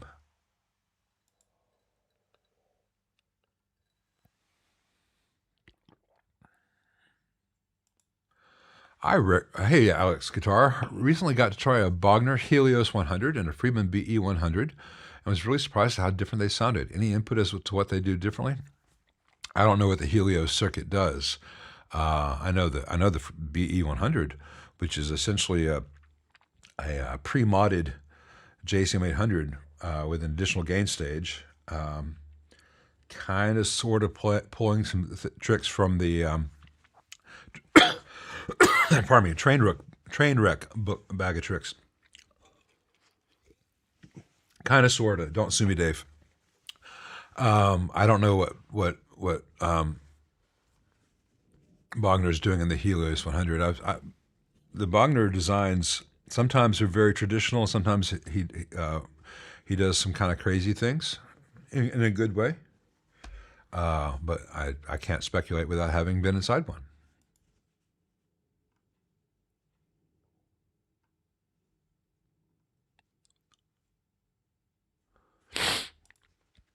Any advice on finding if a low frequency oscillation is present in a Fender Bassman 135? It's been hot before and still is, and could the transformers have been affected? Can you see it through the Bassman cap here? Let me take your question off the screen. Right here is the scope. That's how you do it. And I telling you how to use it is beyond the scope of, no pun intended, beyond the scope of this video. There are lots of videos out there showing how to use oscilloscopes. And that's a Rigol, and the model that I use is listed in the description of most of my videos. Not the live ones, but in the regular weekly videos. You can see which model that is. I think that one's no longer made, but there's a comparable one still on the market. It's a very good digital scope, and it's relatively inexpensive. And that's the way to find oscillations. If you can't hear it, scope it. What are my thoughts on 500K pots on Les Paul volume knobs equipped with wax potted pickups? Can they improve clarity? Well, it has nothing to do with the potting. Doesn't matter if it's wax potted, unpotted, epoxy potted. That's not going to be the factor in the high end.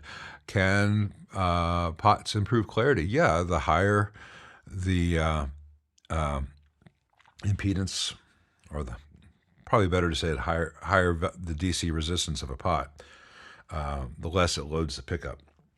And so 550K is slightly brighter and more clear than 500K, which is slightly more bright, more clear than 450K. 450K to 550K is usually the range that a nominally 500K pot might be expected realistically to measure.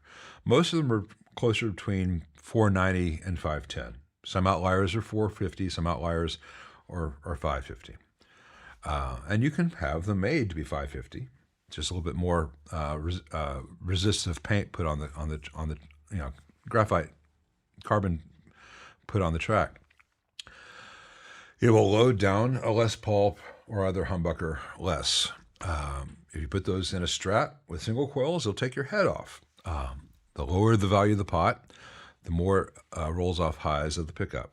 Same is true for Strats. If you have a 500K pot in a Strat, it can be ice picky. 250K sounds great.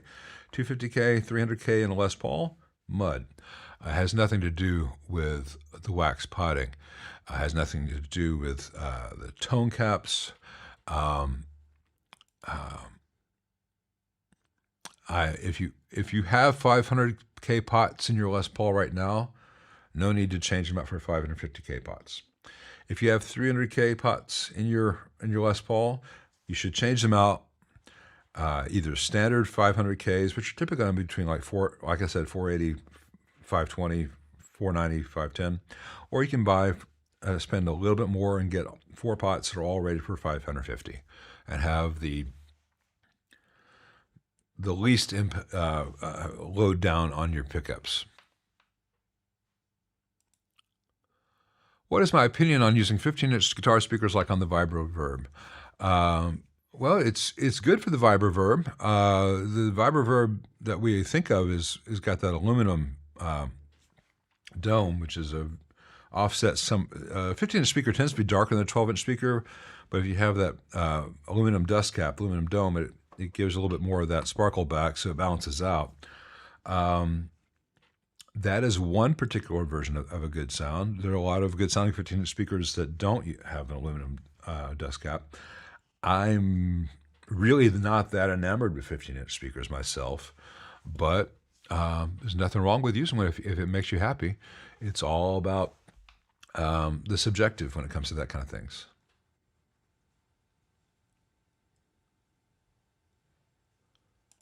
Hey, Rockabilly, I'll check after the stream. Thank you.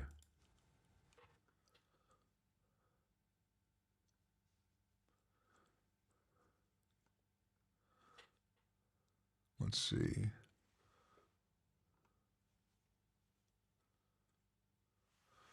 Ergonomic lever for working aperture control. I just do that. Ooh, so ergonomic. I don't want to have a lever for that. What I like about the Voigtlanders is it's like a Leica lens. It's got the little focus tab. Real smooth. Real nice. I can manual focus this almost as fast as I can autofocus. And if I'm doing zone focusing, it's faster than autofocusing.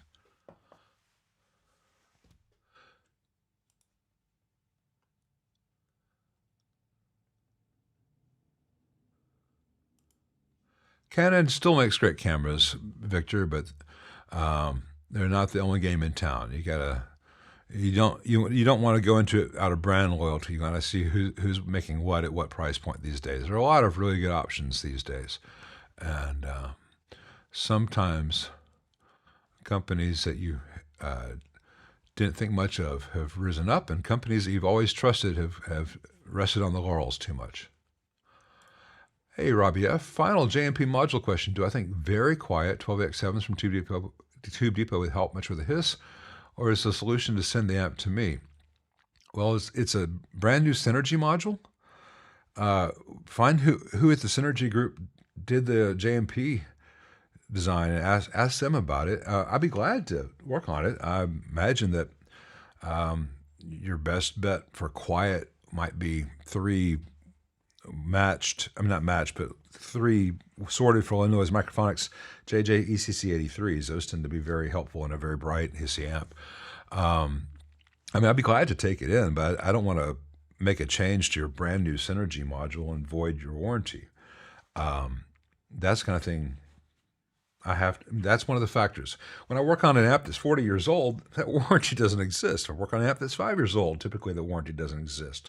But if you just got a Synergy module and you're not happy with the sound, contact Synergy, see if they can make a mod for you. Because if they do it, they'll have it in their notes and your warranty won't be voided. It's probably just a matter of removing or changing out of that 5 nanofarad cap.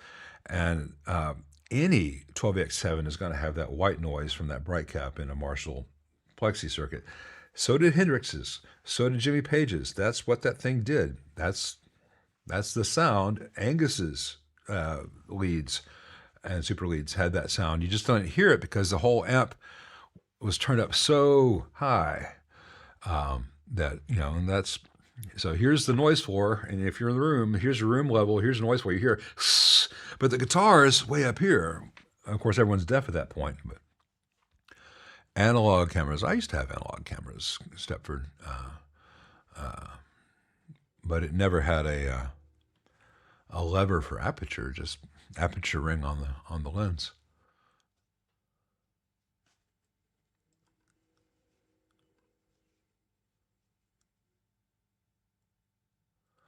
I had an OM2 or OM3 or OM4, I don't remember.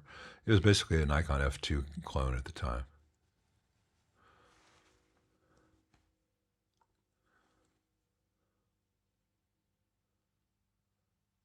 Good Guitars is going to pick up an Sonic ZR76 for $200 at 2. I'm not familiar with that one. I assume it's a keyboard. I used to have an ESQ32, I think it was. Haven't had a real keyboard in years. When was the last time Sonic has been out of business for a while, sadly. Just be careful with that keyboard. In my experience, it had foam inside on mine, and that foam had degraded, and that degraded foam ruined the electronics inside it, and it died beyond my ability to fix. This was only like 10 years ago. My ability at the time was pretty high, but once that board got corroded from the dissolved foam material, you can't undo that corrosion.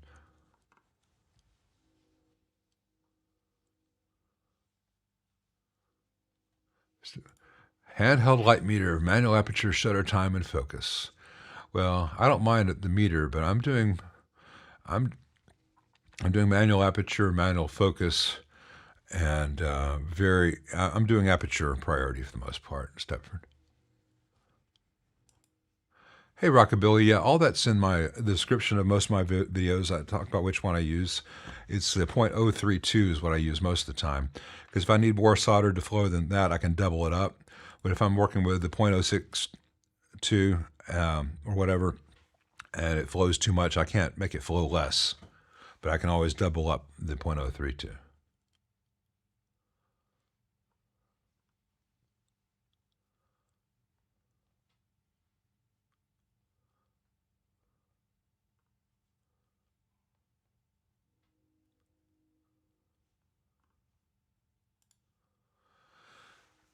Hey, Greg Brown. Thanks very much. I don't know Trinity, a Canadian Trinity company.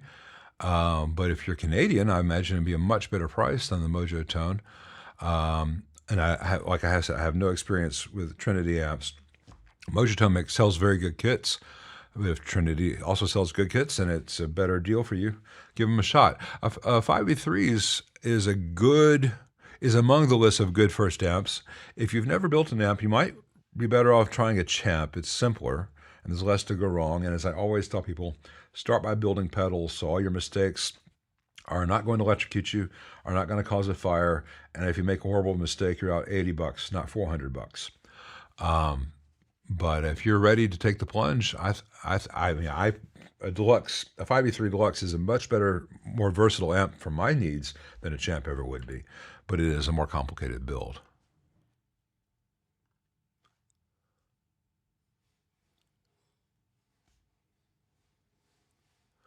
Hey, old guy.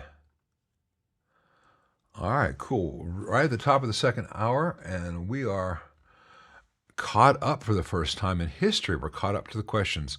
So maybe doing this Sunday is the trick. There are fewer people here, so I can actually keep up more or less. So we're going to do our second intermission, and then we'll do the final hour of today's stream. See you guys back in 7 minutes.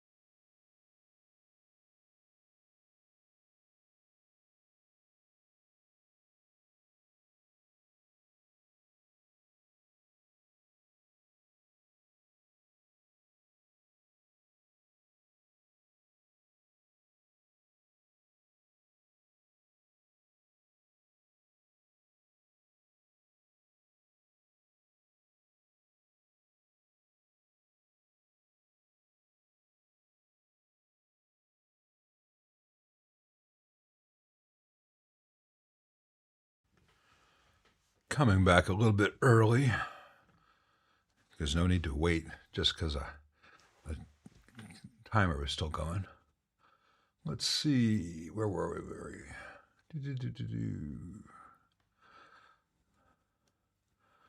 Live Mixes by Reg Montage. Love the channel. Thank you very much.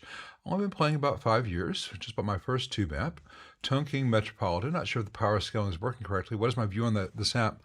I've never had that model in. I'm not familiar with it.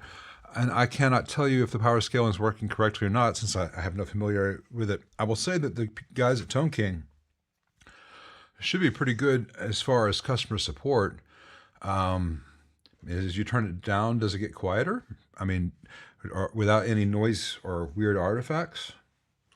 You put there, reply again, and I'll follow up with you on that.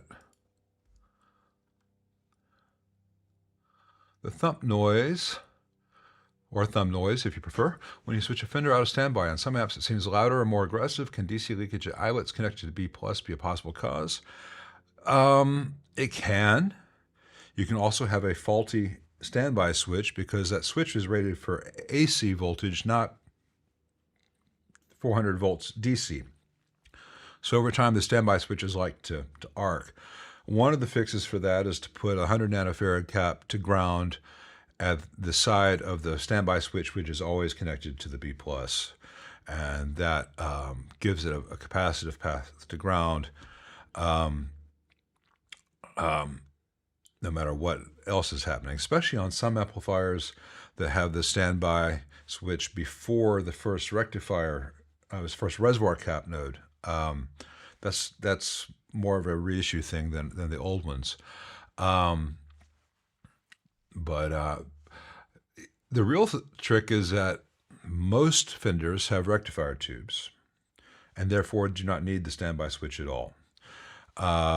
If your amp is a Twin or a Bandmaster or a Pro, which has solid state rectification and it has a very aggressive thump when you take it out of standby, take it to a tech. It may just be a new $7 Switchcraft. I'm sorry, not Switchcraft. Carling switch is the fix.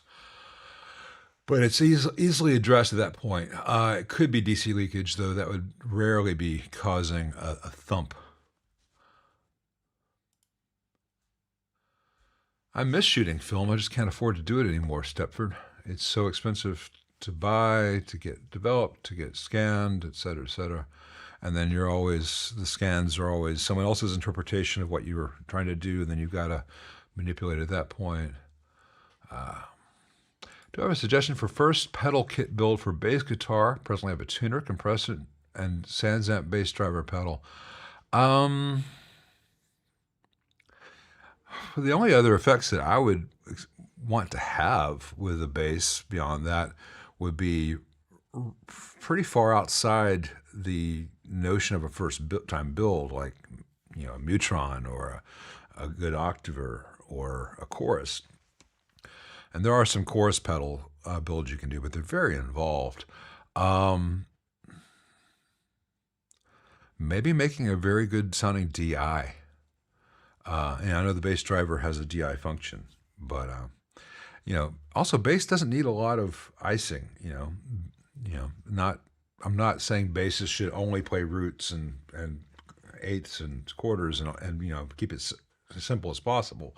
But as far as how the sound is processed, a lot of the stuff that we use on guitar all the time isn't that useful for guitar, especially since you have the SansAmp, which is going to handle overdrive pretty well. Maybe a bass fuzz would be fun, just for, you wouldn't be able to use it very often, but that'd be fun to have.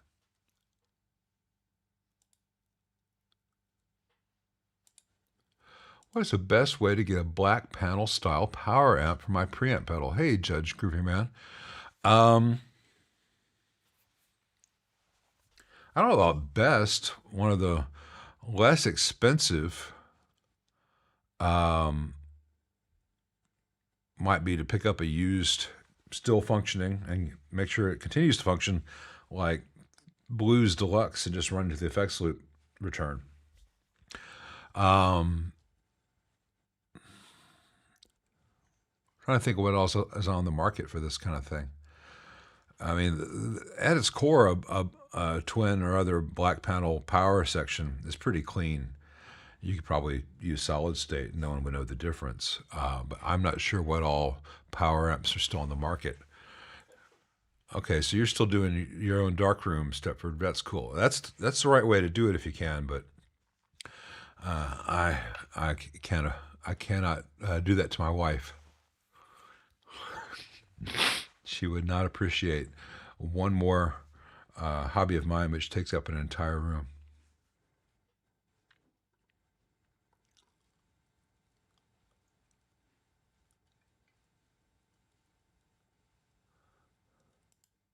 It's not forgotten. And hey, I would happily talk about cameras instead of amps on here, but that's not what the channel's about. So I've got to remember why I'm here.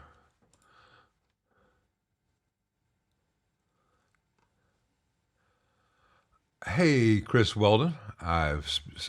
Chris Weldon is the owner, the very lucky owner of that beautiful Alembic preamp from the other day.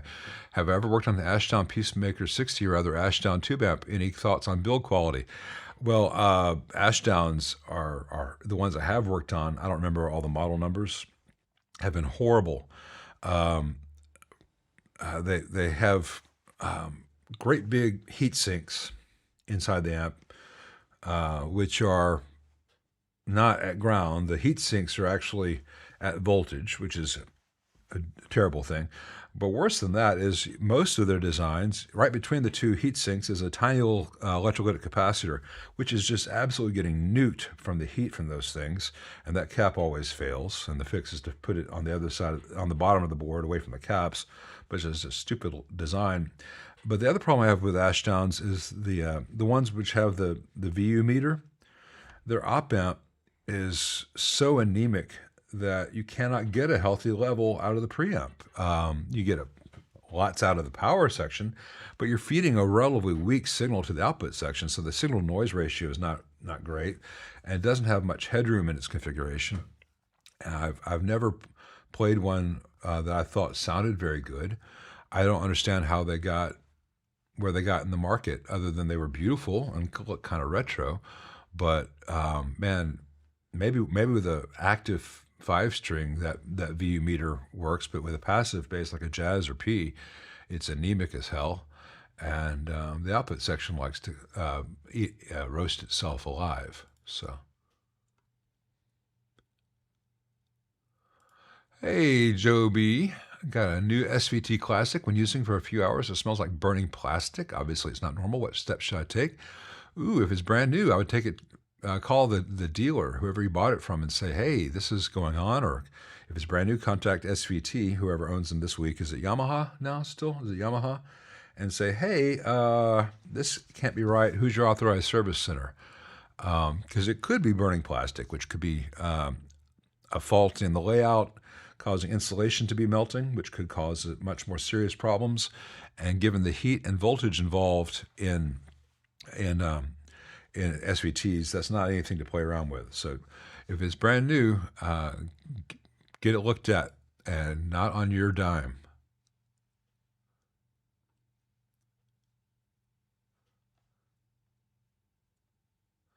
Crackheads in the Airbnb. That sounds like an album title, Mark. Not fun to live, but a good album title.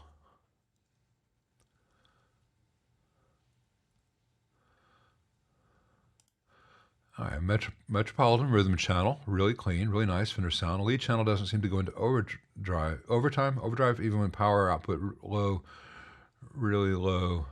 I think you might. The first thing to do in any time like that is to roll preamp tubes. By roll preamp tubes, I mean have a new 12x7 or whatever preamp tube it uses. It's usually a 12x7, and one at a time, take out one of the existing tubes and put the new tube in. Is it fixed? If it's fixed, you had a bad tube. If it's not fixed, you take the next tube out and put the tube that you pulled out of V1 and put it in V2, whatever. So you have every time, at all times, you're putting a new tube or a working tube into a spot where you don't know if a tube is working. You may just have a bad tube, which would be the most common cause of one channel not working. Check that before you worry about your amp too much. lived live DJ mixes. Sorry, it's hard to make out some. If I had control of the world, everyone would put capitalization between, at the appropriate places in their usernames. So instead of lived mixes, it'd be like live DJ mixes by Reg Montage. Then I could see it. I'm not singling you out, Reg. It's just hard for me to see at this distance. Sorry. But yeah, it could just be a tube.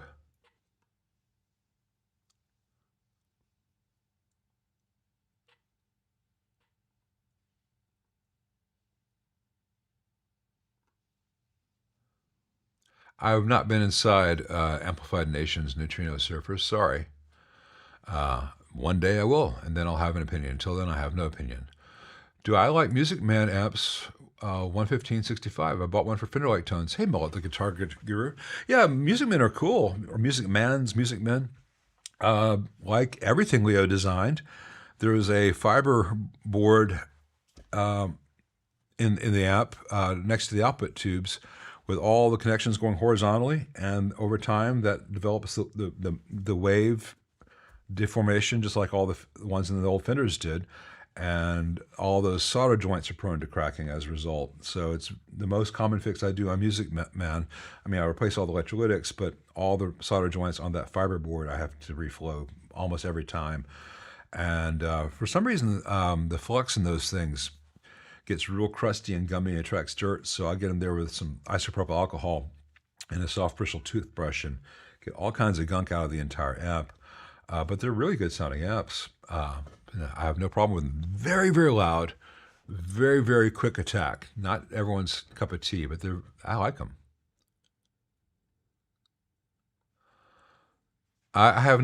This tech has no perspective on the AC30S one, but I think the AC15C1 is just amazing at the price point and punches way above its weight.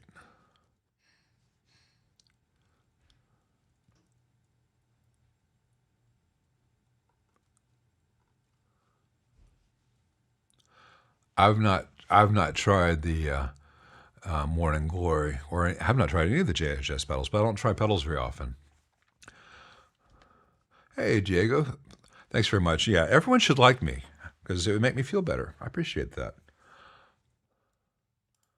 I missed something I meant to comment on earlier. Where was that?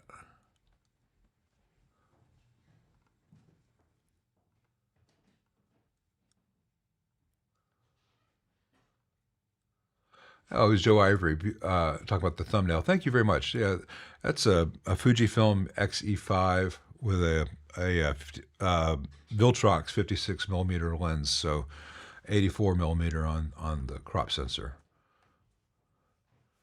That's how I got it. I was about 10 feet away from the truck in question, trying not to lie my belly in the grass. Where was I?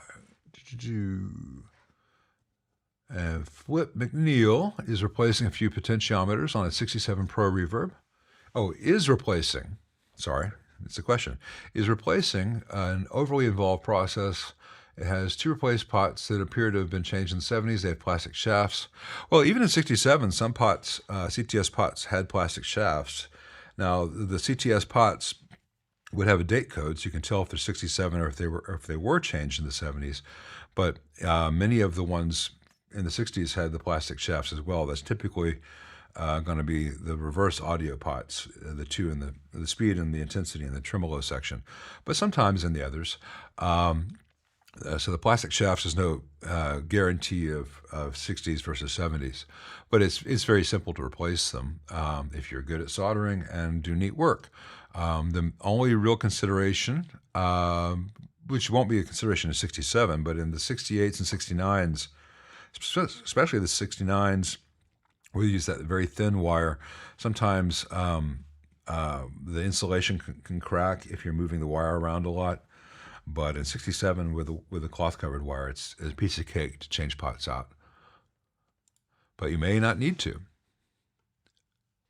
And if you have plastic shafted ones from the 70s and they're working, there's no need to change them for new pots because the new ones are probably going to have the plastic shafts anyway.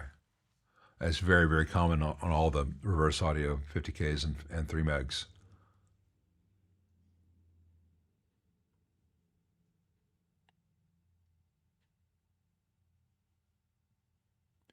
Let's see.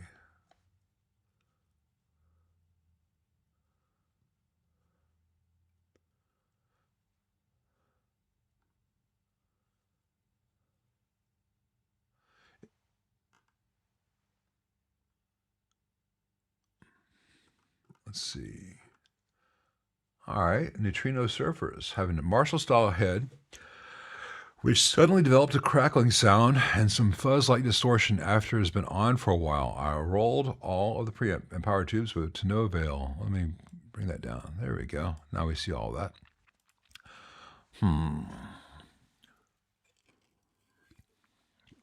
That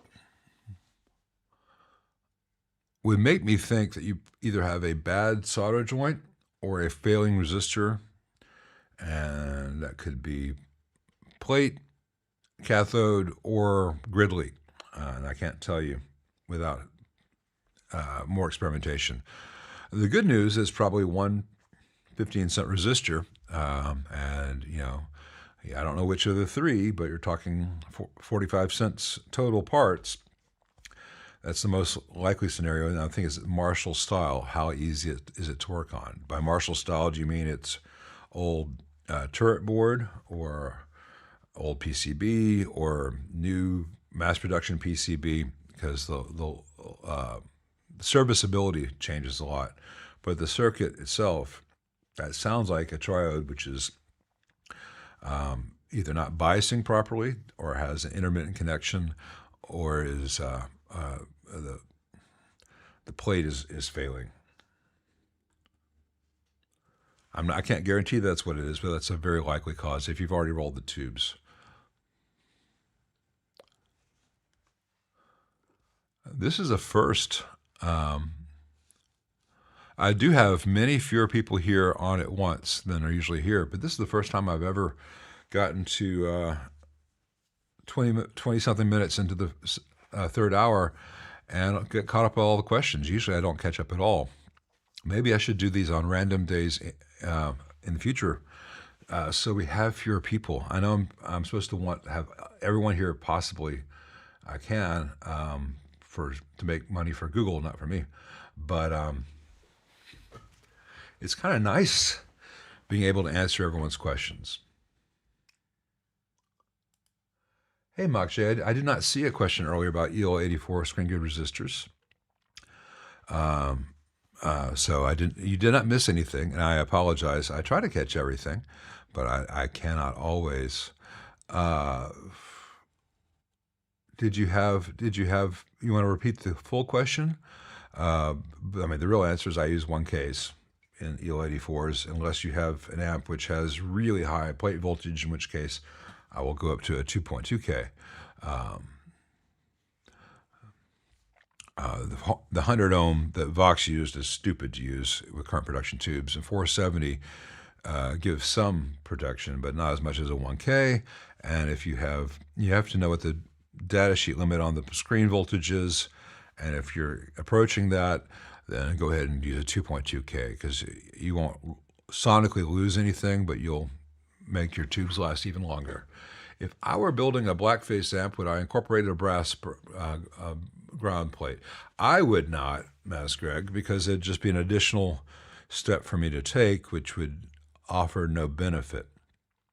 The reason Fender used those is because they could have all the pots wired up on the brass plate on a bench, and then they slide it into a chassis, and they connect the wires from the ground wires from the cathode bypass caps to that, and then make all the connections. So you could have all the pots installed before it even goes in the amp. It was a way to speed up production. It looked pretty, and it gave a very clean, reliable connection to ground for everything, but it also meant that they did not have to make all those cathode wires go to the steel chassis. They could go to that brass panel after the brass panel was slid in. So it's an electronically valid thing to do, but it was there to speed up production in a factory situation. There are other ways for me to do that than that. There's no reason. There's no reason electronically or sonically to use the brass crown plate. They are pretty. Sire, if I missed a question of yours, ask it again. I don't remember seeing it. It might not have had a question marks in front of it, um, but or maybe there's been some questions that are not showing up for me for some reason today, even though it said to all. Like earlier, someone was apologizing for maybe offending me, and I didn't see what they were apologizing for, and I've been very careful about going through one at a time. So it may be that some are getting lost in the ether today for whatever reason. I never know what problems are arising and all this. So at least we got all the audio and video stuff sorted out. Now, if it's just the chat, that's outside my control. Friend has a Harmony amp. Are they any good? Concerns? Harmony amps are one of those things that are good. They are horribly built. They're crappily built, like national things, Valco stuff. They sound fantastic when they're working. They don't always work. They were not built well. The only exception to are they good is some of the Harmonies were built at a time when it was still legal to sell an amp that had no power transformer. So everything was just operating off 120 volts. Those are extremely dangerous. They don't sound very good, and they're extremely dangerous, and I won't work on them. I refuse to service them. Those are now things to be put on a shelf. But Harmony amps are funky and sound cool. I would never want it to be my only amp, but it would if I had some of those late 50s and early 60s Harmonies with that cool, weird, almost dying tremolo. I'd love to have that on hand. I guess since I'm competing with Pete Thorne, I'm competing with Dave and Jason and all those guys. I hadn't done it in a while. I couldn't do it yesterday. I felt I owed you guys one. I figured some people will watch me, some people watch someone else. It's not competing. I may be thoroughly losing that competition. I'm sure I'm losing any sense of a competition with Pete, and that's fine. I'm not here to win. I'm here to play. I wouldn't buy a Harmony guitar for over €1,000 because you're gonna have to put another €1,000 in it to make it really play. But hey, Shirley Montana, thoughts on a Raging Cajun in the 65 reissue? Should I put it in a Tweed Champ clone that can fit a 10? If a Raging Cajun is a 10-inch speaker, I assume you mean a Princeton. I can't tell you which amp you'd like that speaker better with. It's a good sounding speaker. It's not my particular taste, but I've had amps in with it. I thought it sounded fine. It's not that difficult to change a speaker out, especially if you're using quick necks. Try it in the Princeton and try it in the Champ clone, and you can answer that question. I can't tell you ahead of time. Sorry. I'm sure Mr. Thorne is an actual guitar player. Yes, Pete Thorne is very much an actual guitar player.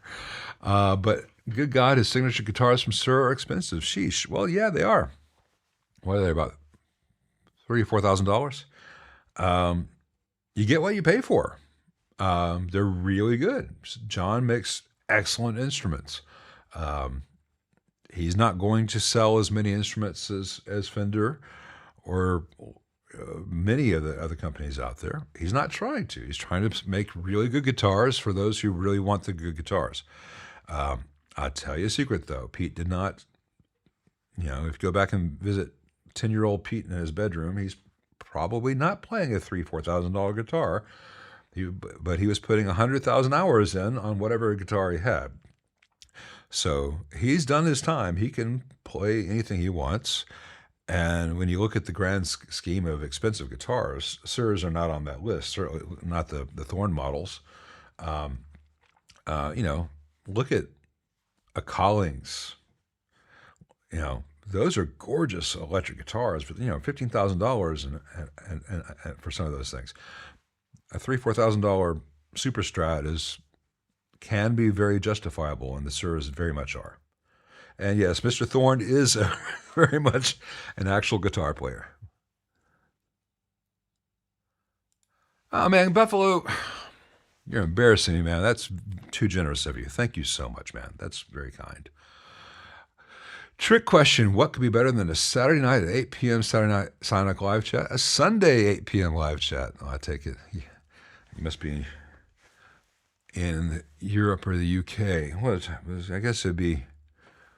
You haven't done daylight savings yet, so UK. Well, thank you very much. Yeah, I just hadn't done it in a while, so I thought I'd do it now. Best REM tour. That's a tough one. I only saw them on Green. I imagine. Actually, no, I saw them on Green and I saw them on Document. I imagine that Life's Rich Pageant would have been the tour for me in terms of the energy of the band. Though but at the same time, on the Green tour, they still had that same kind of energy, but they had more material even. I don't know if there's a best time to see anyone. There's certainly the worst time. I wouldn't pay money to go see the Eagles these days. Not that I probably would have gone to see them in '74 either. That's personal, but certainly I would say it would have to be one of from the Bill Berry era, and I'm not the biggest fan of some of the material on Monster, so I think Document or Life's Rich Pageant. I think they had more fire then.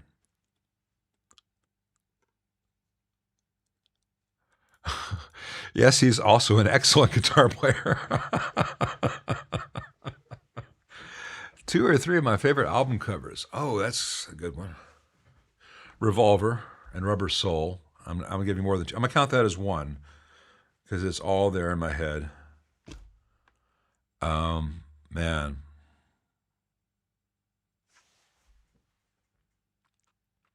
There's so many good cliched answers. Maybe someone thinks others are cliched answers.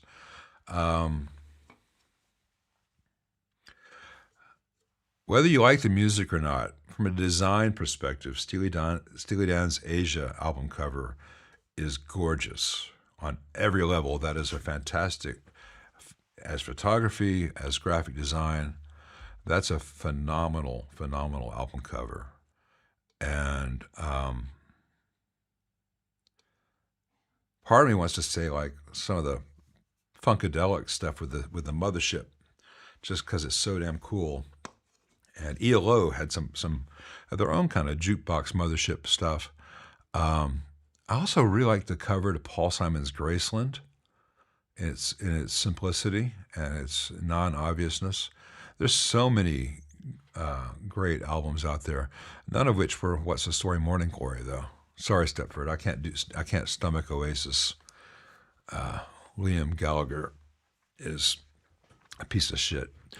Yeah, the S albums were so cool. James Cameron made a whole movie series based on them. I've also always loved Stevie Wonder's Talking Book.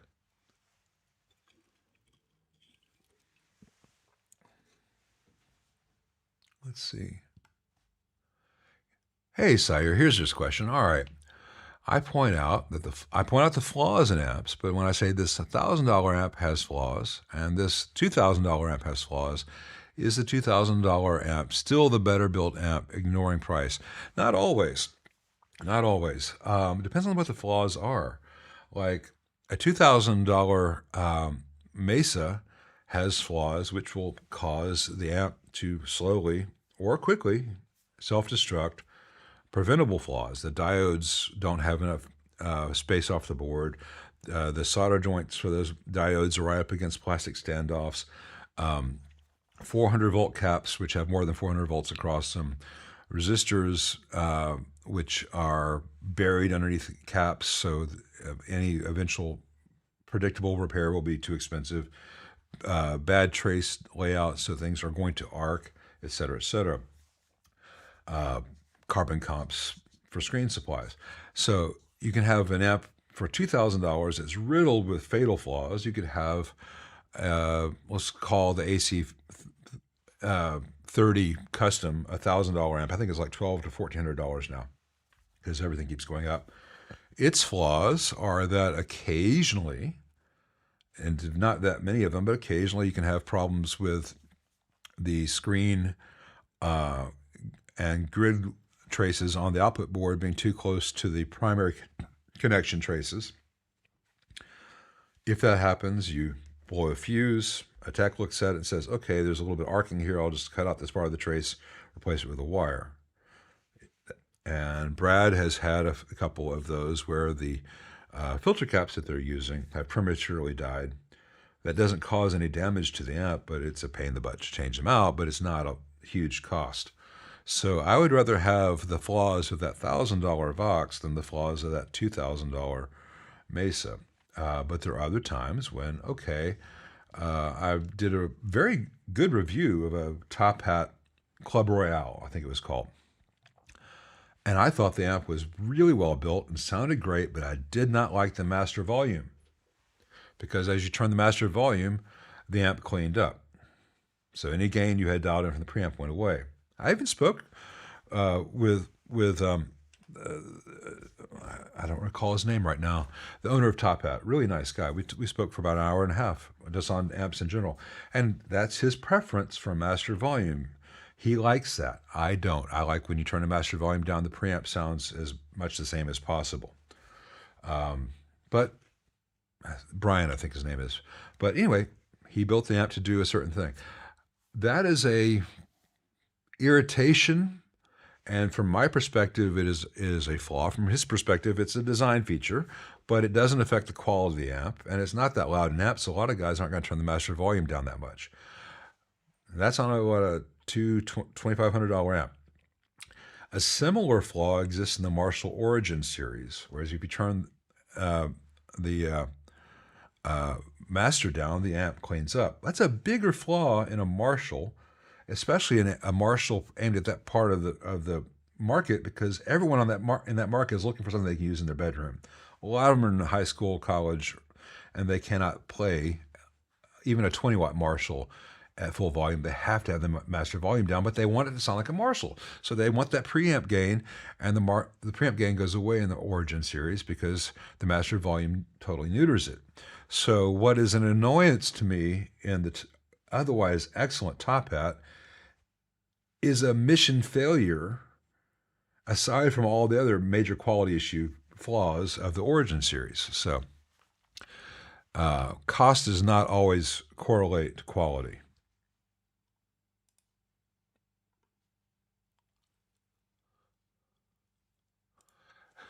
Does output primary impedance have, as you add additional output tubes in parallel, i.e. 4K for 6L6 to 2K for 4X? More or less, it's not. I suppose in theory there is a precise ratio that because there are other factors besides just the load. There's also transconductance and stuff, but it's pretty good. It's a pretty good rule of thumb. Plus, you're not going to find too many choices in output transformers where it's like, hey, this one's 4K, this one's 2K. It's going to be like 3.7K versus 2.3K, or it's close enough for rock and roll. It's not that crucial. I had any of the reissue harmonies in. Sorry, I haven't even seen the side one, Patrick.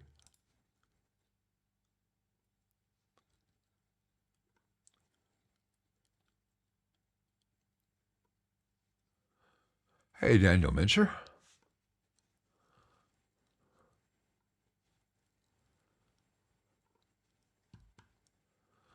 Man, working player, I never know why my phone or computer wants to correct my typing. It has no ducking clue.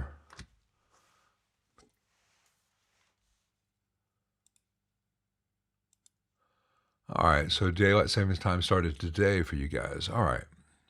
I knew it had not hit yet, but I was off by 1 day. Sorry. How does a cathode bias amp produce positive voltage on the cathode? Does current flow in the tube create the positive voltage? You're setting me up to fail because these are things that I have learned enough to say that, hey, if X, then Y. I don't always remember all the stuff that I've learned in terms of the background stuff. Brad's much better at explaining this stuff than I am. What's the best way to put it? In a nutshell, you always want the, what's that? Best way to put this? You always want the cathode to be at a higher voltage than the grid. If you have a fixed bias condition, you have negative voltage at the grid, so you have zero voltage, ground, at the cathode. In a cathode bias amp, you have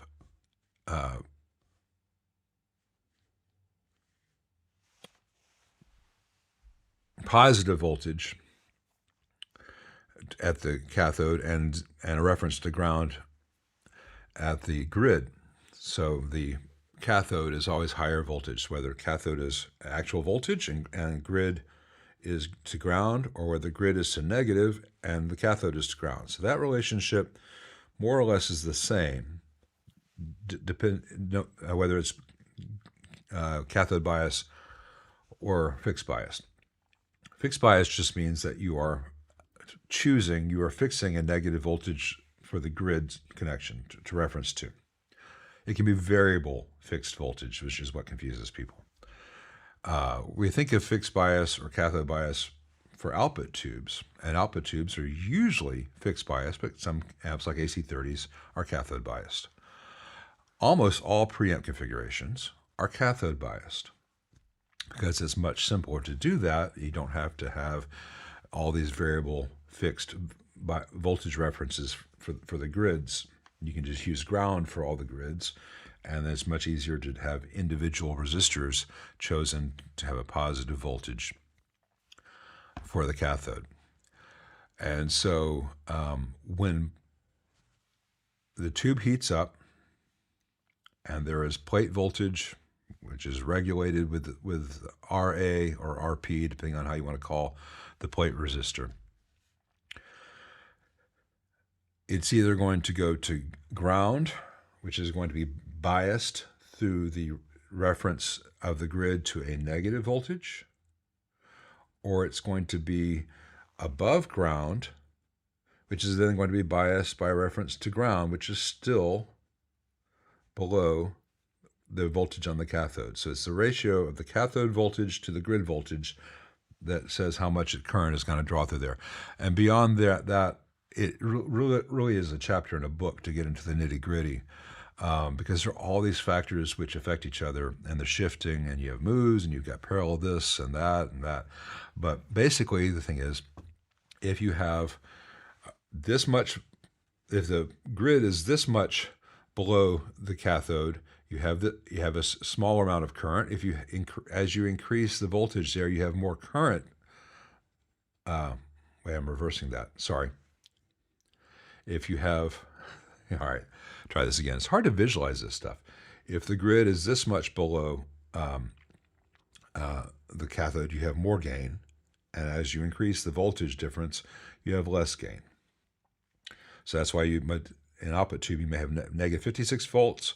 That cathode that tube is biased cold. You have negative 35 volts. That tube is biased hot.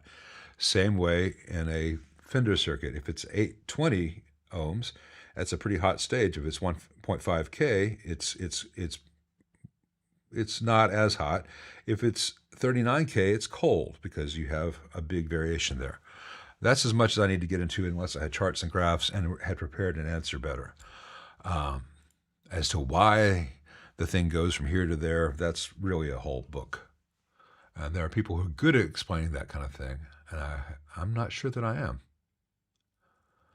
Current flow in the tube creates the positive charge, but it's the conditions within the tube set by the bias circuit. and the bias circuit works more or less along the lines of how I just talked about. Hey, Yash Varden. Hey, new subscriber. Thanks for joining us. Maybe I've answered this before. What's the major difference between a Fender Squier PJ bass and a Fender Jag bass? Well, the Jag bass is a shorter scale length. That's the primary thing. The rest of it's almost cosmetic.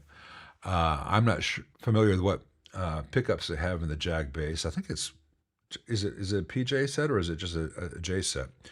But the scale length, the distance from the nut to the bridge of a guitar or a bass, particularly on a bass, though, really affects the sound and the characteristics of that to the player.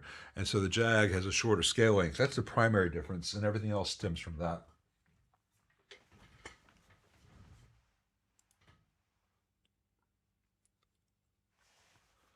REM were a fantastic live band when they're in their prime.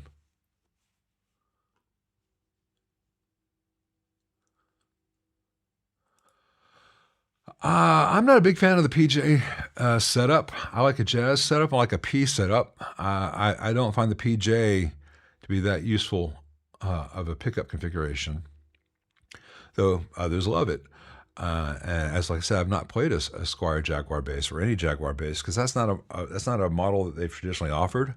I've never tried it, so I can't help you, Yash. With any instruments, though, play them. See what you think.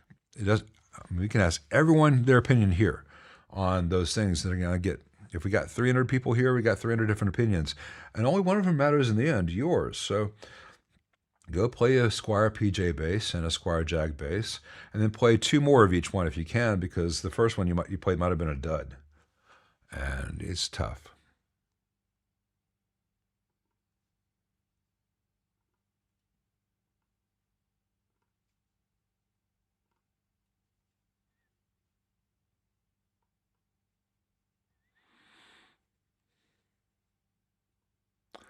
Let's see.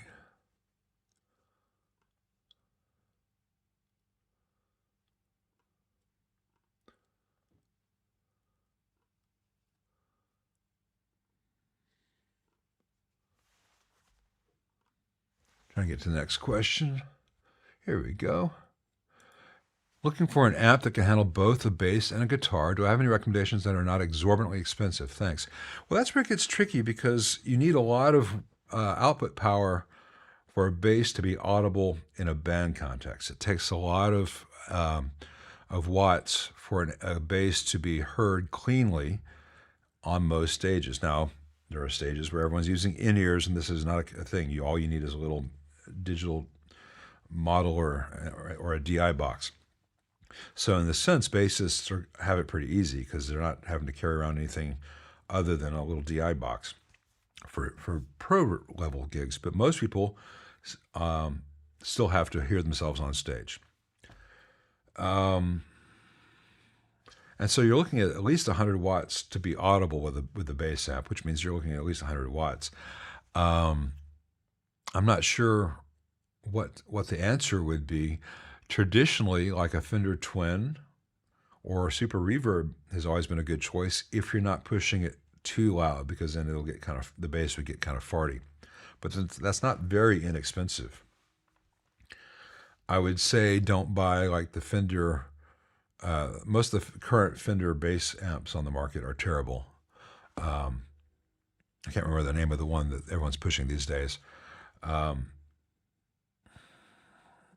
It's been so long since I looked at bass amps. I would still tell most people to find like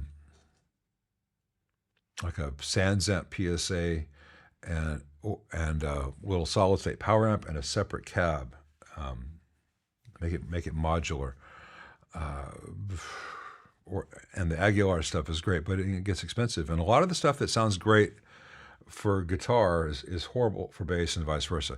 No, the Fender Rumble is what I'm specifically recommending against Cactus Pete. Fender Rumble, that's the one. They're built horribly. The metal is so thin on those things; they're just not going to last, and they don't sound very good in the meantime. I mean, I know they're very popular because they're kind of doing the free lunch thing where they're pretty loud and they're pretty cheap, but cheap has two meanings, and they are not reliable. I mean, neither were a lot of SWRs that cost a hell of a lot more. It's tricky. But if you're just practicing at home, any traditional Fender amp with a 12-inch speaker will sound good for bass, especially if you turn the bright cap off if there's a bright switch. Remember that Alembic F2B, very expensive high-end bass preamp, is just two channels of a Fender Showman put into a rack space. At the end of the day, it is the Fender Showman circuit, which means you can get that sound out of the normal channel of any Twin, any Bandmaster, any Super Reverb.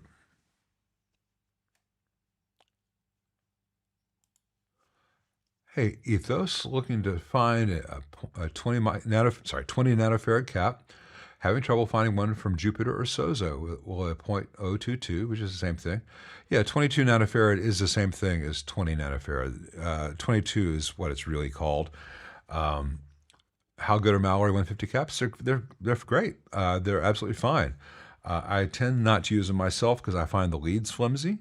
And for the same price, I prefer the Vishay MKT 1813 series. Maybe 30 cents more. But yeah, any 400 or 630 volt cap will absolutely do for that.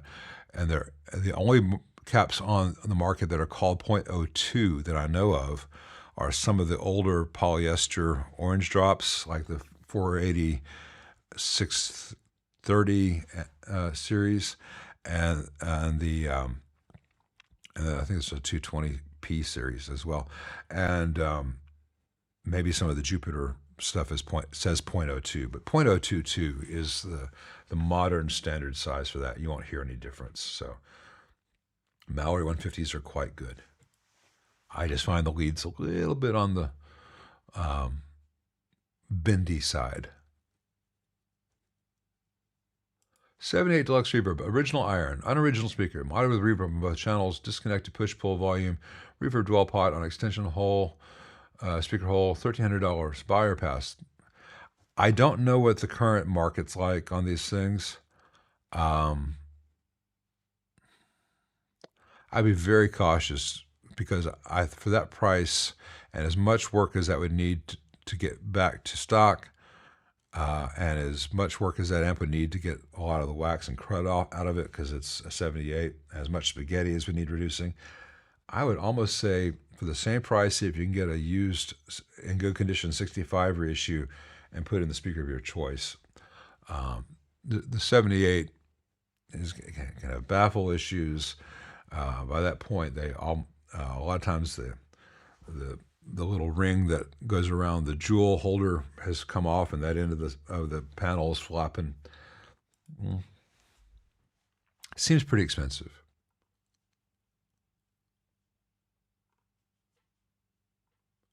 But maybe I'm just unaware what prices are this week.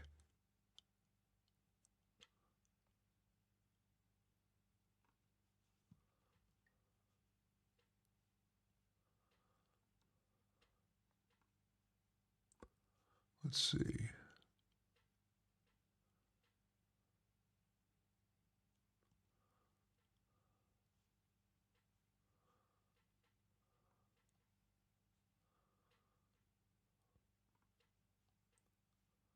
Hey, Ron Marcel, I think I answered this question in the first hour. No, my normal improvements don't apply to the 68 Vibrolux Reverb reissue. Oh, wait, Vibrolux, yes, they do. Sorry, I was answering someone else's question about the Vibro Champ Reverb reissue, I think. Or maybe I just misread it earlier. Sorry, I'm still getting used to contacts and readers, and I'm right. I need to be a foot closer to the screen to be able to see. I'm not taking any Vibrolux reverbs right now. I've got too many other amps already booked to do any more Fender reissues for a little bit. I apologize, but there's tons of stuff out there, tons of good techs out there who can make that thing reliable. I'm not trying to be weird or snobby. I'm not saying you aren't good enough. I just have a lot of amps already coming in, and I don't do that many of the Fender reissues that often. It seems like it on the channel because I put the video. If I get one, it goes on the channel because people like that kind of stuff. Master trims are great, but I wish they didn't look quite so matte in the finish. Would a smaller scale size mean more sustained notes or more potential for that? Typically, a shorter scale bass has less sustain, but a very different quality to it. A different attack.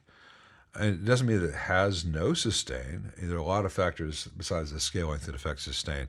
It's more a matter of the overtone series. I personally prefer a long scale bass.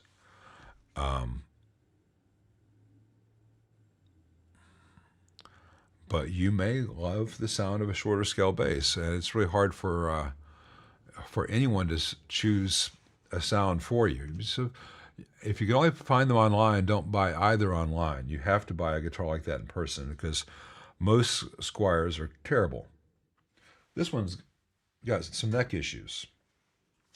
If you're going to spend for a bass in that price range unseen, find a Sire. It's going to be long scale, and long has worked for almost everyone who ever played bass since 1957 or whatever. But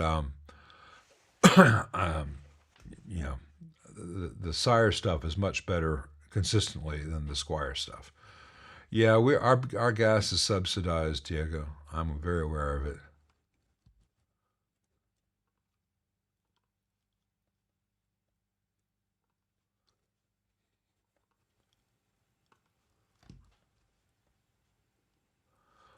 Yeah, what socks? That's the cab for that 59 Bassman. The baffle of the cab has got a serious crack. And ordered a new one from one vendor that said it would fit, and it doesn't fit. So tomorrow I get to call that vendor and send this baffle back. But I found a guy in St. Louis who can make one that will fit, and so that 59 Bassman will be coming back to life. But I was hoping Friday when the baffle arrived, I put the baffle in, put the new speakers in, and have that 59 Bassman buttoned up.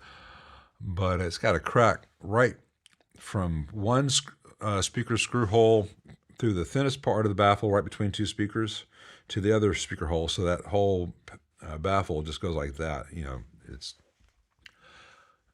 so time for a new one.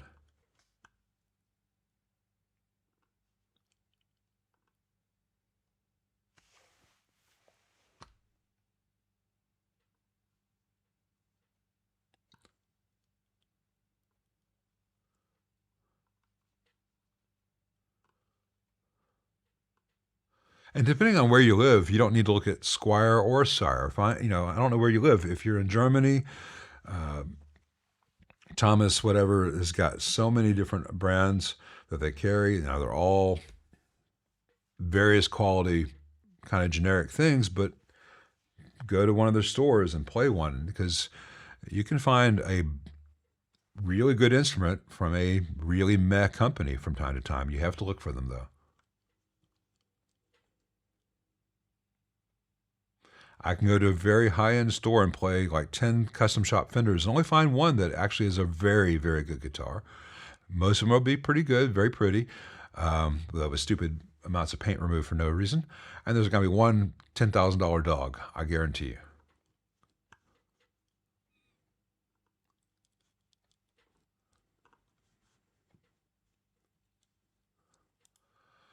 How do we feel about the influx of young people trying to learn amp circuits, not just pedals? I think it's great if they take the time to really learn to do it right.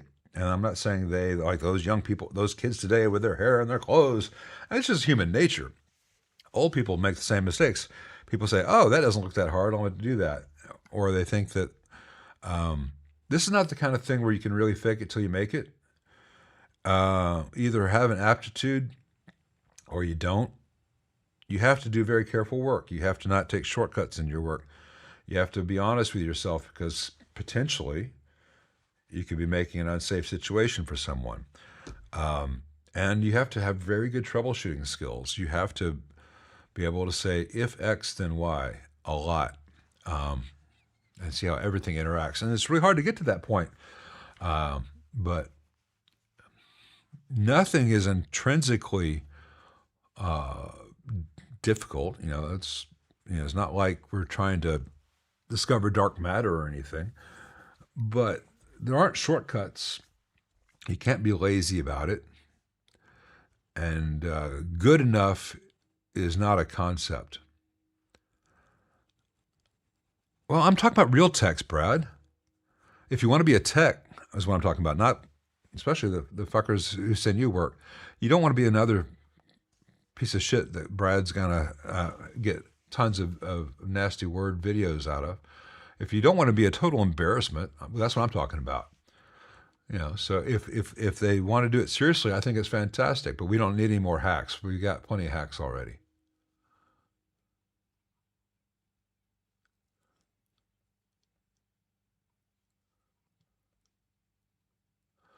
The PJ series, PJ is just the pickup combination. It has nothing to do with the neck width or neck spacing. The string spacing on a jazz bass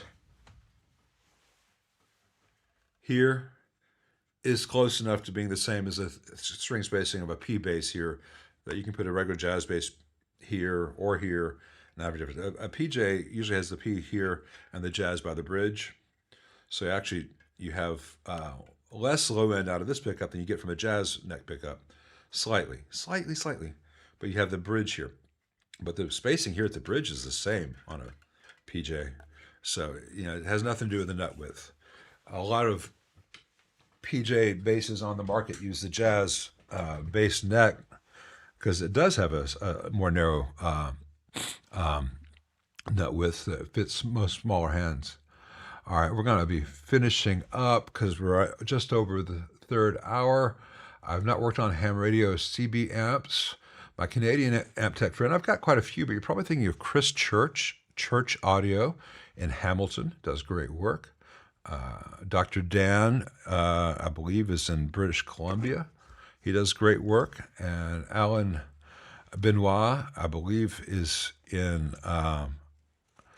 is he out towards Vancouver? He's also excellent.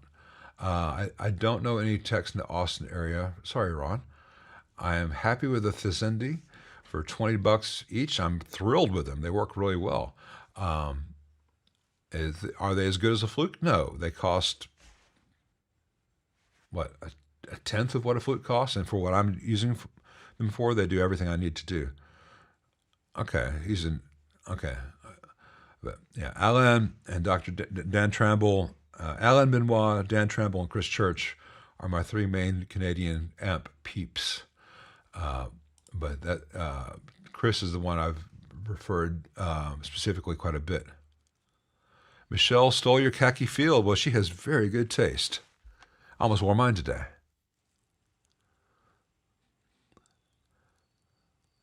Mastery aren't a copy. They're re-engineered based on aspects of various Mustang and Jazzmaster things that work well.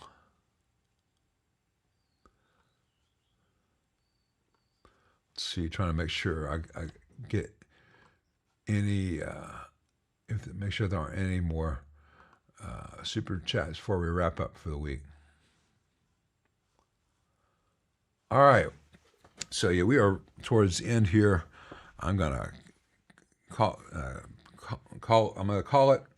No more questions this time. Thank you all for being here. Always good to see everybody. Enjoy your Sunday. We'll be back to next time we do. It'll be Saturday. As I sit here now, I expect it'll be this coming Saturday. But we shall see what the world holds in store for us. Last weekend, I had so much work, and I could not find the mental headspace to do this. You have to be in a certain mood to invite everyone in the world into your, not everyone in the world, but into your space and be a good host. There are days when I'm not fun to be around, and that was one of those days. And yesterday I decided to go try to make the whole Schoolhouse Rock view of the American government somewhat more realistic as much as possible. We can dream. We can but dream. And no more kings. See you guys.